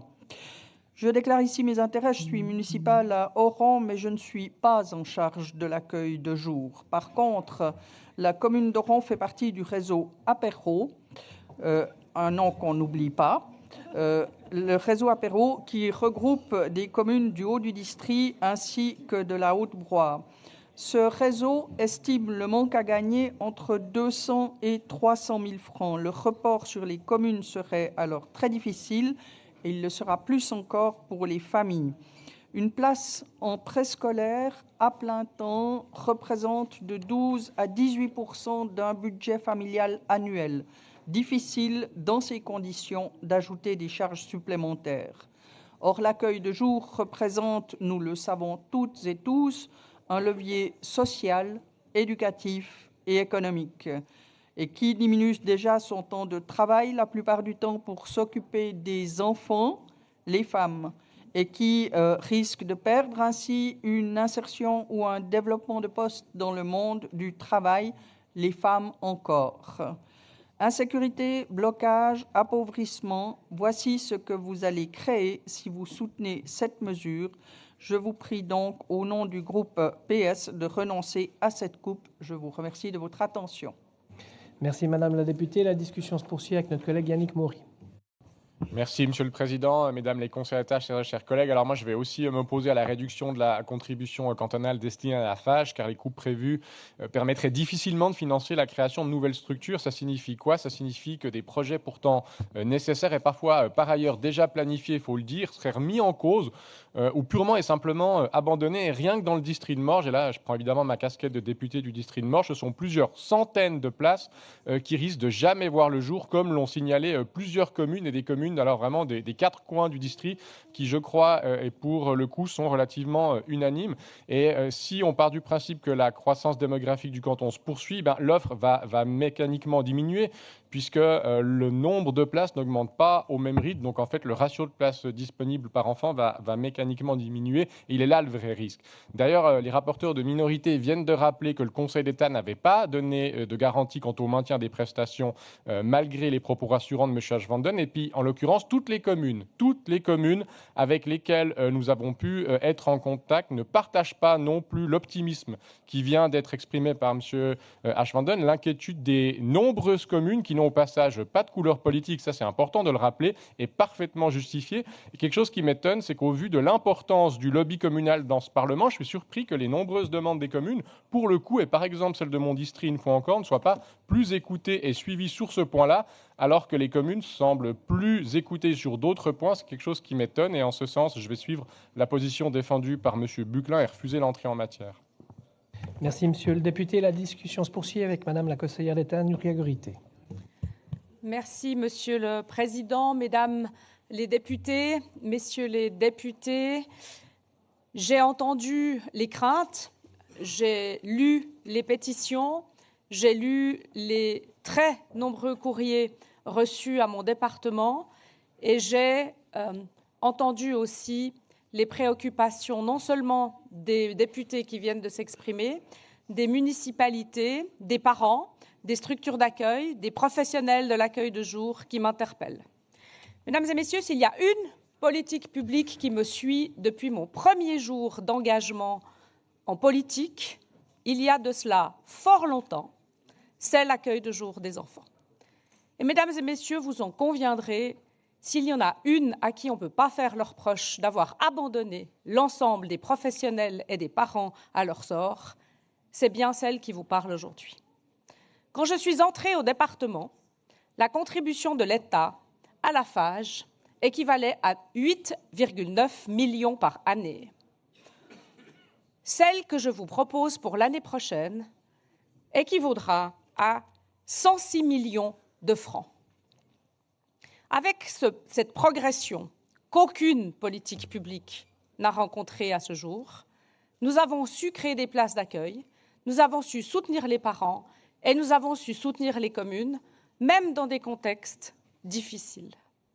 Mesdames et messieurs, si aujourd'hui je suis en mesure de vous dire qu'avec les réserves que la FAGE a constituées, notamment grâce à l'augmentation substantielle des moyens de l'État et aussi de celle de la contribution des employeurs à cette politique publique, nous avons en 2024 un fonds d'égalisation qui présente des réserves de 39 millions.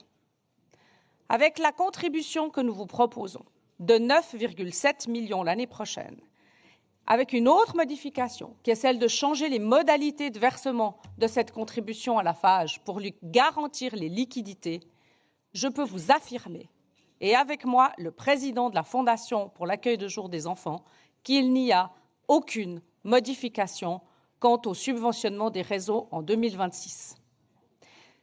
Si les liquidités venaient à être plus difficiles l'année suivante, en 27, et Madame la Présidente du Conseil d'État l'a dit, et moi aussi, alors le Conseil d'État réexaminera la situation parce que nous avons affirmé que nous ne mettrons en danger ni les communes, ni les parents, ni les places d'accueil, ni les professionnels. Mais dans un moment de difficulté budgétaire où il faut trouver des sources pour faire des économies, pour trouver un petit équilibre, mesdames et messieurs, c'est une politique sage que de puiser dans les réserves plutôt que d'aller couper dans les prestations. Et je vous engage à soutenir le décret que nous vous proposons, qui est lui limité à 2 ans, qui n'est pas une baisse du financement pour la FAGE, puisqu'il y a au net une augmentation de 3 millions supplémentaires l'année prochaine, qui nous permettront justement de faire face à l'augmentation des places qui sont prévues par les communes. Quant aux professionnels, j'ai été de celles qui ont favorisé la conclusion d'une convention collective de travail qui était en négociation depuis 26 ans. C'est dire que nous serons aux côtés de celles et de ceux qui prennent en charge les enfants. Et Monsieur le député Sturner, merci de votre rappel, mais effectivement, c'est une politique publique dont je sais qu'elle est cruciale pour les femmes en particulier, et c'est une politique familiale, c'est une politique d'égalité, et c'est une politique sociale que je soutiens depuis toujours. Et aujourd'hui, face à ce débat qui engage quand même le Conseil d'État dans une recherche d'équilibre, dans une recherche de solutions pour justement avoir un petit équilibre tout en ne sacrifiant pas les prestations à la population. Le Conseil d'État a considéré que les 39 millions qui sont aujourd'hui constitués en réserve à la FAGE permettent de passer l'année 2026 sans atteinte aux prestations, permettront vraisemblablement de le faire aussi en 27, puisque selon nos calculs, il restera 3,6 millions dans les réserves de la FAGE. Et s'il devait y avoir une difficulté, vous nous connaissez, nous connaissons aussi l'engagement du Parlement constant en faveur de l'accueil de jour des enfants. Nous réaliserons à ce moment-là un ajustement pour 27. Mais pour 26, nous vous prions de donner suite à cet exposé des motifs et de ne pas alimenter les craintes. Mesdames et messieurs, je crois qu'aujourd'hui, dans la rue, je crois aujourd'hui que dans les lettres que je reçois, il y a des craintes légitimes qui sont exprimées et qui sont alimentées précisément par ce genre de discours qui font peur aux gens. Et aujourd'hui, je suis là pour leur dire, puisons dans ces réserves qui ont été constituées aussi par l'engagement terriblement substantiel de l'État et qui permettront de passer l'année 26 en toute tranquillité, y compris s'il y a des créations de places importantes de la part des communes, ce que nous souhaitons. Merci Madame la conseillère d'État. La discussion n'est plus demandée, elle est close. Nous allons voter sur l'entrée en matière. Nous allons le faire à l'électronique. Celles et ceux qui acceptent d'entrer en matière sur ce projet de décret pèsent sur le bouton vert oui. Celles et ceux qui le refusent, bouton rouge non. Les abstentions sont possibles et le vote est ouvert.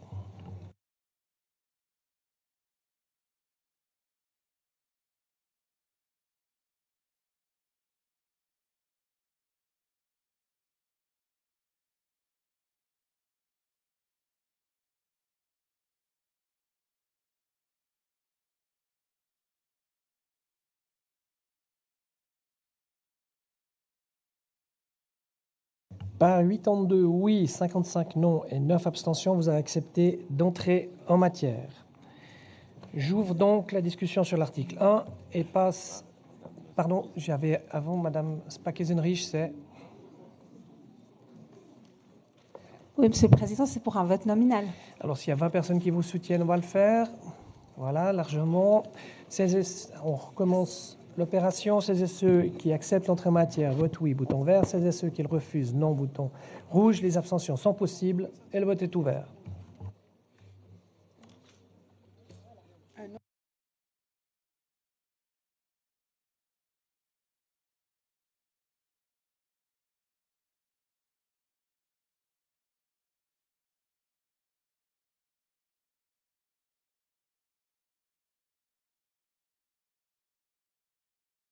Par 82 oui, 57 non et 7 abstentions, vous acceptez l'entrée en matière. J'ouvre donc la discussion sur l'article 1 et passe la parole à notre collègue Jérôme de Benedictis. Merci, Monsieur le Président, Mesdames les conseillères d'État, chers et chers collègues. Permettez-moi de vous rappeler une fois de plus les fonctions que j'occupe de syndic de la commune d'Échandon, de président de l'entente scolaire de Prévranges et environ, et à ce titre, membre d'un groupe de travail qui réfléchit à la transformation de l'entente en une association qui inclurait un réseau d'accueil de jour. Je crois que, à titre peut-être premier de mon intervention, rappeler qu'on parle ici d'aller prendre de l'argent sur les réserves d'une fondation publique pour ne pas devoir prendre cet argent dans les réserves de l'État. Donc l'effet peut quand même, de manière générale, d'une vision des politiques publiques générales, être qualifié de neutre, tant les réserves d'une entité à vocation publique ou les réserves de l'État restent des réserves financières, qu'elles soient à gauche ou à droite ou devant ou derrière. Ce que je souhaite dire ici, c'est que j'ai déposé un amendement et cet amendement va pleinement dans le sens de l'intervention de Madame la conseillère d'État. Cet amendement aux articles 1 et 2 du présent décret prévoit que l'on agisse uniquement sur l'année 2026. J'avais prévu de tenter de vous démontrer de l'utilité de cet amendement, mais je crois que Madame la conseillère d'État l'a fait bien mieux que moi. En effet, pour 2026, et ça a été dit, le Conseil d'État vient de prendre un engagement fort, un engagement oral, un engagement moral, mais un engagement fort, celui que aucune place ne sera touchée, aucune commune ne sera touchée et aucun parent ne sera touché par cette mesure. Et je crois que dans le budget que nous discutons et dans l'équilibre du budget que nous discutons aujourd'hui, il est très important que nous puissions garantir que les mesures proposées par le Conseil d'État, en tout cas certaines, et celle-ci en est, que celles-ci soient maintenues. Mais bien évidemment, cet amendement fait tout son sens, puisque pour 2027, vous avez entendu, comme moi, qu'il y a des incertitudes. Et la manière de penser notre rôle de député aujourd'hui doit être inversée.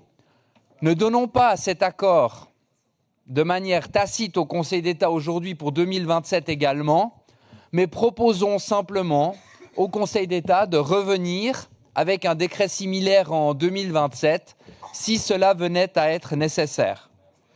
Je crois que les inquiétudes des parents, les inquiétudes des réseaux, les inquiétudes des communes que nous avons entendues, Monsieur le député Maury est revenu dessus, je ne souhaite pas faire une deuxième fois son allocution, mais je m'y associe totalement. Ces inquiétudes sont plus que crédibles et plus que vraies. Nous nous devons de les entendre et nous nous devons de dire aujourd'hui la décision pragmatique à prendre, c'est de dire 2026, c'est OK, Madame la conseillère d'État s'y est engagée, mais pour 2027, subsiste un doute. Ne prenons pas le risque de nous engager déjà pour 2027, prenons la décision pour 2026 et réservons une quelconque décision pour 2027 au moment du budget 2027 et au moment où les comptes 2026 de la FAGE auront évolué et pourront être à meilleure connaissance. Je vous remercie par avance de votre soutien à cet amendement aux articles 1 et 2. Merci, Monsieur le député. Nous prenons bonne note de cet amendement, effectivement, aux articles 1 et 2. J'ouvre la discussion sur l'amendement et je passe la parole à notre collègue Sébastien Cada. Merci, Monsieur le Président, Madame la Présidente du Conseil d'État, Madame la Conseillère d'État, Mesdames, Messieurs, chers et chers collègues. Alors, ça a été mentionné, on discute ici d'une politique publique cruciale pour les familles, mais aussi pour l'économie, rappelons-le. Politique qui a connu un très fort développement ces dernières années sous l'impulsion du canton et des communes. Mais il est clair qu'aujourd'hui, le signal est négatif et il s'ajoute à l'incertitude de l'évolution du modèle au niveau fédéral.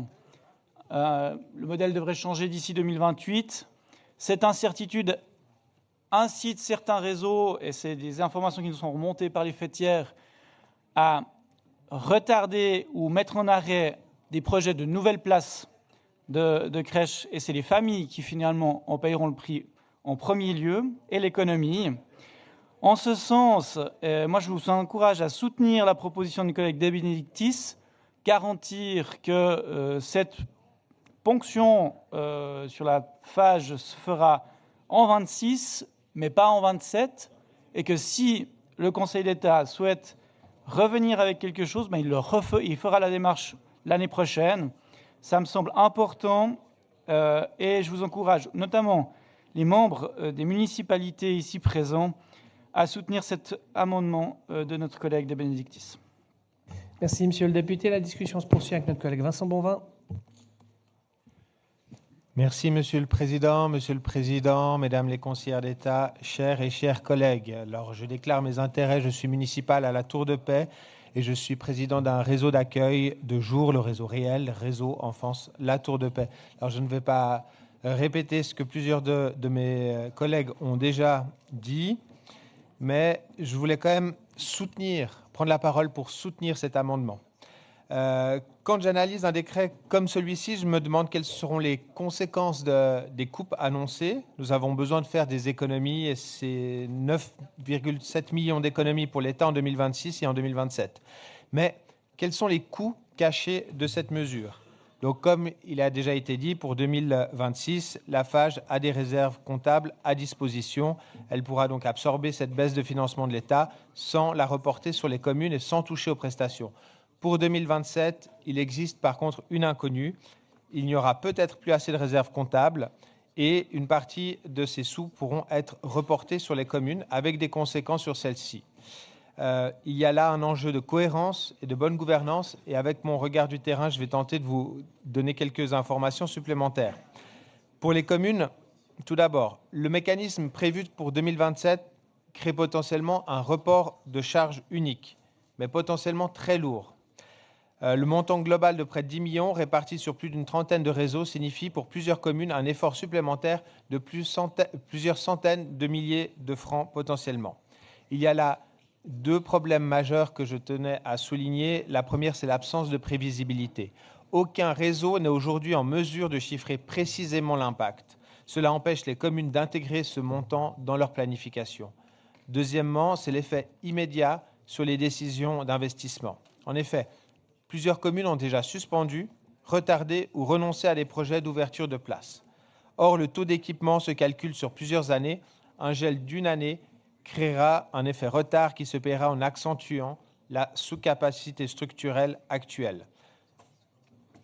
Sur le plan strictement financier, l'incertitude est l'ennemi du pilotage public. Pour toutes ces raisons, je vous demanderai de soutenir cet amendement. Je vous remercie.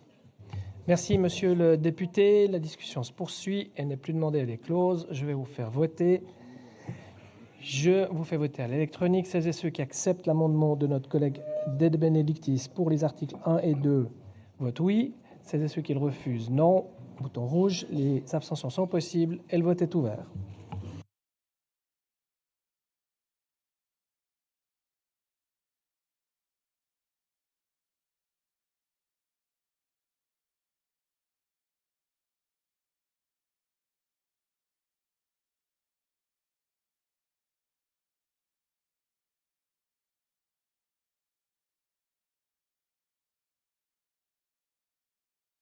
Par 118 oui, 15 abstentions, vous avez accepté l'amendement de notre collègue De Benedictis. La discussion se poursuit sur l'article 1 amendé. Pas demandé clos, je vous la fais voter à la main levée. Celles et ceux qui acceptent cet article 1 amendé le manifestent par un lever de main. Merci. Avis contraire, abstention. Avec plusieurs abstentions, vous avez accepté cet article 1 amendé. Passons à l'article 2 amendé. J'ouvre la discussion.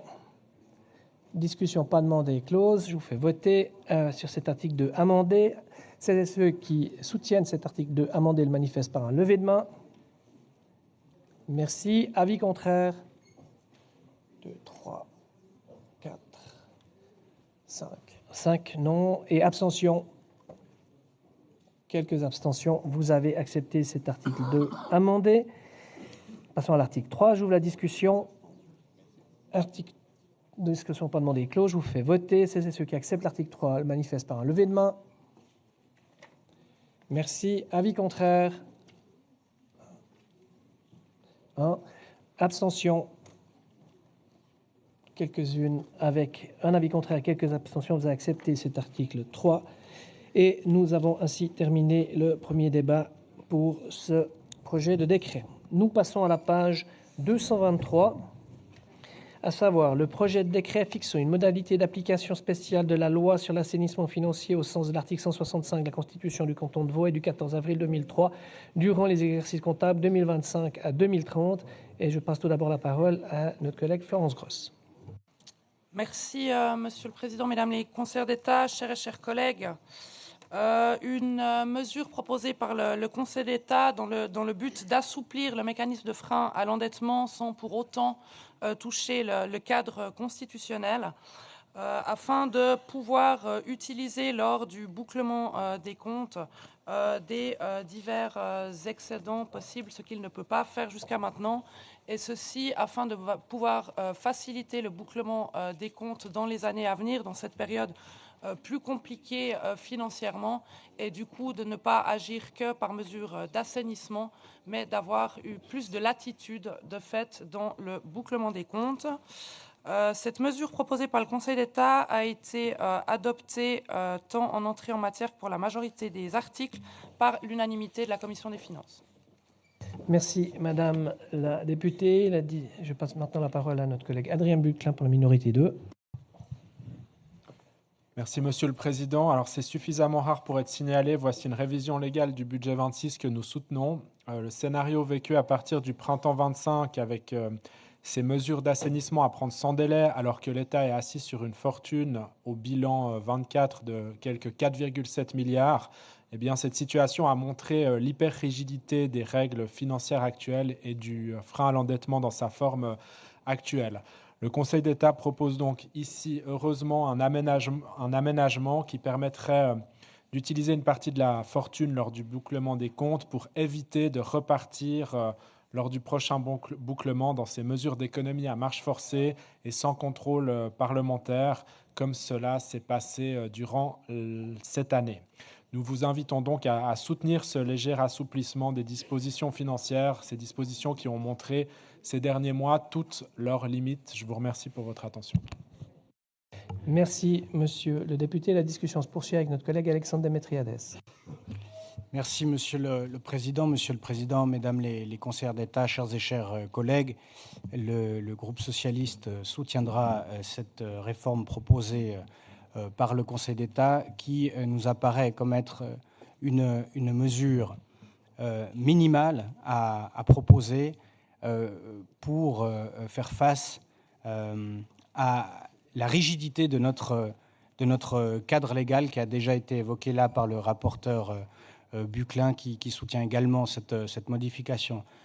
Lors des comptes 2024, le groupe socialiste a déjà eu l'occasion d'apporter son regard très critique sur le dispositif constitutionnel qui existe dans notre canton, dispositif qui nécessite, à notre sens, un débat pour revoir un système qui ne permet pas concrètement de mener des politiques anticycliques, qui portent ce risque profond, un système qui prévoit des mécanismes d'assainissement beaucoup trop rapides, qui ne laissent pas de marge de manœuvre sur le nombre d'années pour corriger des situations, et un mécanisme qui s'applique, faut-il le rappeler ici, alors que la dette cantonale et le déficit cantonal en rapport à notre PIB feraient crier d'envie à peu près l'ensemble des pays européens,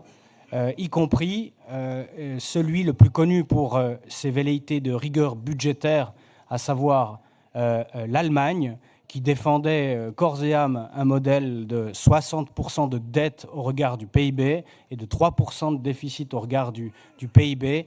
Il faut savoir qu'ici, on en est particulièrement loin dans notre canton, et je citais le modèle de l'Allemagne, pour souligner également que même ce pays connu pour sa rigueur budgétaire reconnaît que le carcan européen est particulièrement rigide pour mener des politiques publiques nationales, et les Allemands sont aujourd'hui en train de remettre en cause ce carcan de règles financières. Donc pour le plus long terme, le groupe socialiste appelle à réformer l'article constitutionnel y relatif, et il soutient à ce titre la motion qui a été déposée par notre collègue Buclin, mais nous aurons l'occasion de nous exprimer sur ce sujet lorsque cette initiative constitutionnelle reviendra devant notre plénum. En attendant, nous saluons tout de même la réforme qui est proposée ici par le Conseil d'État, qui permet, dans le cadre de l'article constitutionnel actuel, de tout de même modifier la loi pour donner un peu d'air à notre canton pour les exercices qui se présentent devant nous, mais un changement de loi, j'allais dire, en quelque sorte, qui ne mange pas non plus beaucoup de pain et qui présente une solution particulièrement modérée de modification légale. Je vous remercie pour votre attention. Merci, Monsieur le député. La discussion se poursuit avec notre collègue Kylian Dougan. Merci, Monsieur le Président. Monsieur le Président, Mesdames les conseillères d'État, chers et chers collègues, cette modification apparaît comme nécessaire pour les prochains exercices de notre canton. Et en ce sens, le groupe des Verts la soutiendra sans modification. Je vous remercie de votre attention. Merci, Monsieur le député. La discussion se poursuit avec la présidente du gouvernement, Christiane Luizier-Brodard. Oui, merci beaucoup, Monsieur le Président, Mesdames, Messieurs les députés. Je vois qu'effectivement, c'est une solution qui fait quasiment l'unanimité dans son principe en tous les cas. L'occasion pour moi de rappeler qu'on est dans une situation financière difficile à chaque fois que l'on reprend nos débats sur ce budget. Je me permets de rappeler que si aujourd'hui on a ces discussions, c'est que la situation, elle est grave, elle n'est pas dramatique, mais elle nécessite de notre part des réactions qui sont des réactions au niveau de ce budget 2026, mais bien entendu, par ailleurs, de manière encore plus sérieuse par rapport à la planification qui sera la nôtre jusqu'en 2030. On l'a dit, on a aujourd'hui le résultat de différentes crises. L'Ukraine, 100 millions par année, la BNS, moins 375 millions. On a des charges qui sont dynamiques. On a aussi la mise en œuvre du programme de législature, 270 millions liés à l'inflation et une planification financière qui nous montre que si l'on a aujourd'hui, une augmentation de charges chaque année de 4% et une augmentation de revenus de 2,8%, ce qui est plus haut que la moyenne historique. Eh bien, pour arriver au petit équilibre d'ici 2030, il ne s'agit pas de faire des choix, il s'agit de faire c'est-à-dire d'un côté de pouvoir utiliser nos réserves et de l'autre de contenir la hausse des charges pour, d'une part, accompagner le développement du coton et, d'autre part, préserver une situation financière qui soit saine et qui nous évite, en vertu des mécanismes de frein à l'endettement, d'être dans des situations de stop and go. Donc, sur ce budget 2026, vous le savez, il y a des revenus extraordinaires qui sont importants et qui sont mis au budget. Et l'objectif, c'est de pouvoir utiliser ces moyens aussi au compte et non seulement au budget. Dans le cadre de la planification, nous avons donc estimé que nous devions pouvoir utiliser dans des moments difficiles les réserves qui ont été accumulées ces dernières années et de cette manière-là, de pouvoir nous projeter sur un horizon à 4 ans. C'est très important qu'on puisse imaginer les efforts à faire ces prochaines années sur 4 ans et non pas sur une seule année, contrairement à ce qui a peut-être été dit pour la LAGE et la FAGE. Ici, on doit vraiment pouvoir planifier ce retour à l'équilibre sur quelques années, d'un côté en utilisant nos réserves et de l'autre en ayant une planification financière qui permette justement de maîtriser la hausse de nos charges tout en investissant par ailleurs dans le coton.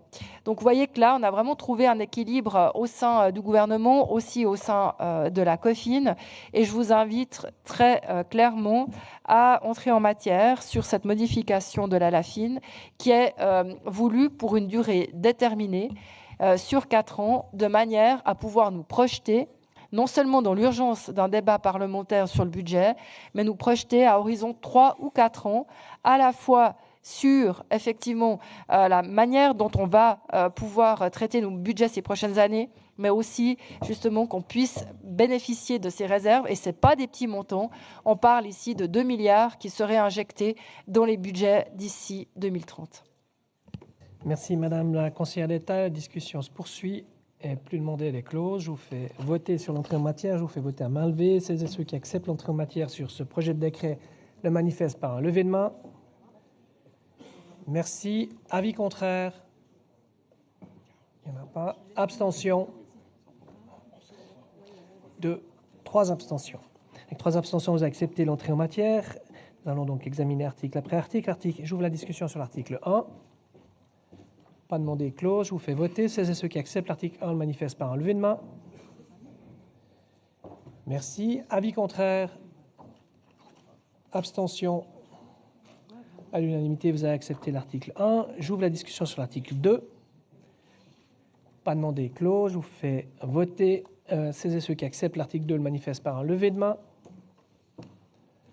Merci. Avis contraire? Abstention? À l'unanimité, vous avez accepté l'article 2. J'ouvre la discussion sur l'article 3. Pas demandé, clos. Je vous fais voter à main levée. Celles et ceux qui acceptent l'article 3 le manifestent par un lever de main. Merci. Avis contraire? Abstention? À l'unanimité, vous avez accepté l'article 3. J'ouvre la discussion sur l'article 4. Discussion pas demandée. Elle est close. Je vous fais voter l'article 4. Celles et ceux qui acceptent l'article 4 manifestent par un lever de main. Merci. Avis contraire. Abstention. À l'unanimité, vous avez accepté l'article 4. J'ouvre la discussion sur l'article 5 et je passe la parole à notre collègue Jérôme de Benedictis. Merci, Monsieur le Président. Madame la conseillère d'État, Monsieur le conseiller d'État, chers collègues, dans une ligne assez similaire au décret précédent, mais avec des arguments bien différents, permettez-moi également à cet article et à ce décret de vous proposer un amendement. Je crois que Madame la Présidente du Conseil d'État l'a dit et je souscris pleinement à ses propos. La solution qui est proposée fait l'unanimité. La proposition fait l'unanimité dans son principe. Elle permet de donner un petit peu d'air au gouvernement et que cette solution doive ou puisse être utilisée pendant 1, 2 ou quelques autres années fait sens à ce stade et je souscris pleinement à ces propos. J'ai par contre un moyen problème avec le message qui est donné derrière la durée de ce décret, la durée d'effet, de vigueur de ce décret. En effet, planifier la dissolution des réserves sur une si longue période ne me paraît pas du tout opportun. Je crois qu'il faut effectivement considérer la dissolution de réserve comme une exception. Et pour moi, une exception mérite d'être ratifiée chaque année par le Parlement en fonction du budget qui nous est proposé et de donner aujourd'hui le message que l'on peut dissoudre des réserves sur une durée de 5 ans me paraît beaucoup trop. C'est pourquoi je dépose un amendement qui propose de ramener son effet à 1 année et que cette décision puisse également être prise année après année pour pouvoir prendre une décision en toute connaissance de cause, sachant d'autant plus que les majorités gouvernementales et parlementaires pourraient être modifiées dans le courant de l'année 2027. Merci, Monsieur le député. La discussion se poursuit avec notre collègue Julien Eggenberger. Oui, merci, Monsieur le Président. Je vous invite à rejeter cet amendement. Je crois que autant il y a de nombreux points de désaccord dans ce budget, autant il y a un point qui fait consensus, c'est qu'on a besoin de stabilité, qu'on a besoin d'une vision à moyen terme. Et je suis désolé, Monsieur le député de Benedictis, votre amendement, il n'amène pas de la stabilité dans ce débat budgétaire. Je vous invite à en rester au texte du Conseil d'État. Merci, Monsieur le député. La discussion se poursuit avec notre collègue Théophile Schenker. Oui, merci Monsieur le Président. Madame la conseillère d'État, Monsieur le conseiller d'État, chers et chers collègues, comme mon collègue Eggenberger, je vais vous inviter à refuser cet amendement. On a le Conseil d'État qui va nous présenter ce plan de retour à l'équilibre sur lequel on va passablement pouvoir débattre l'année prochaine. Maintenant, si on accepte cet amendement, le Conseil d'État ne saura pas dans son plan de retour à l'équilibre ce qu'il doit prévoir. Est-ce qu'il peut compter finalement sur ces 205 millions de revenus extraordinaires pour 2027, on a 217 en 2028, 352 en 2029. On sait qu'en tenant compte de tout ça, on aura à peu près 300 millions d'économies supplémentaires chaque année, budget après budget. Maintenant, si on ne peut plus aller puiser dans les réserves pour limiter cet effet, alors ça fera des mesures d'économie bien plus drastiques. Et puis je pense qu'il faut que le Conseil d'État puisse savoir sur quoi il peut compter au moment de faire son plan de retour à l'équilibre. S'il devait travailler avec cette incertitude supplémentaire de l'ordre de 300 millions, ça complique passablement la donne pour prévoir un plan qui tiendrait plus ou moins la route pour 2030. Merci, Monsieur le député. La discussion se poursuit avec notre collègue Didier Laury.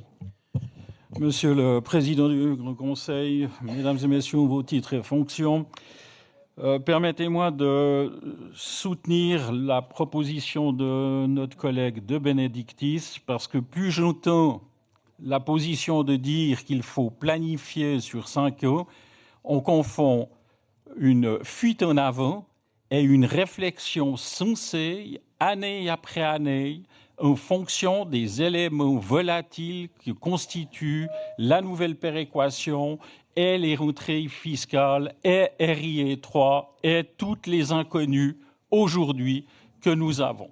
Et il me semble tout à fait pertinent, au vu des élections et au vu de la situation, qu'on ait un fil conducteur, mais surtout pas une garantie. Ici, je n'aimerais pas utiliser le terme chèque en blanc parce que c'est pas tout à fait le cas.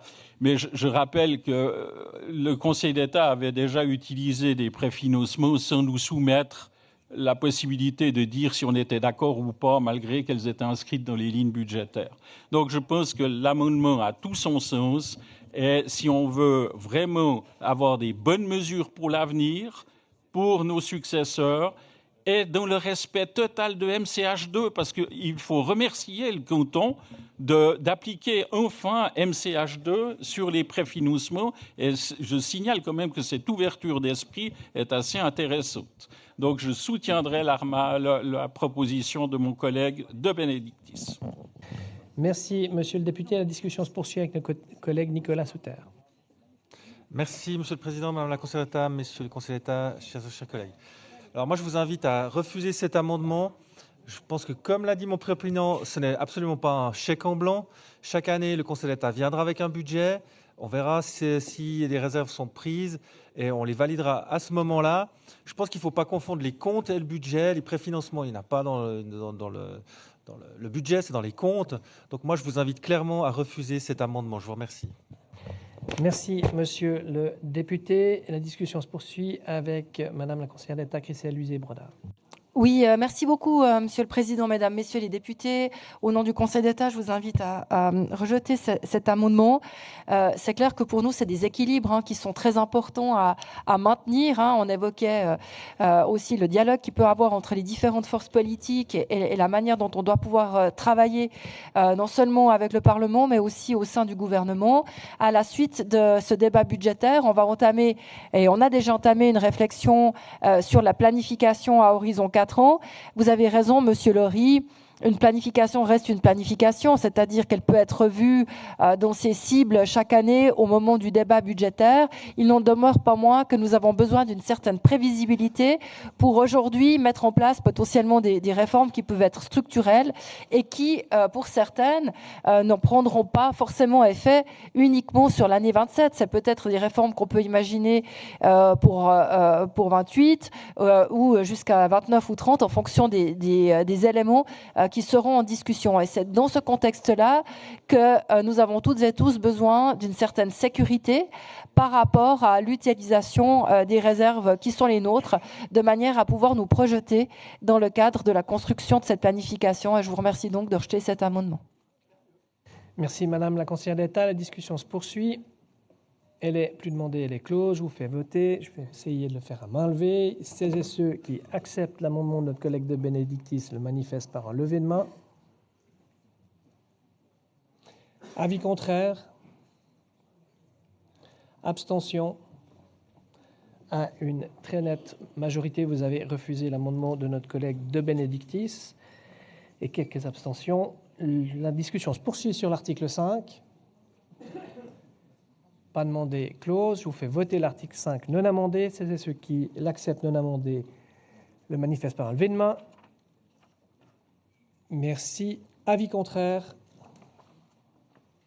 Abstention. Avec quelques abstentions, vous avez accepté l'article 5 non amendé. J'ouvre la discussion sur l'article 6.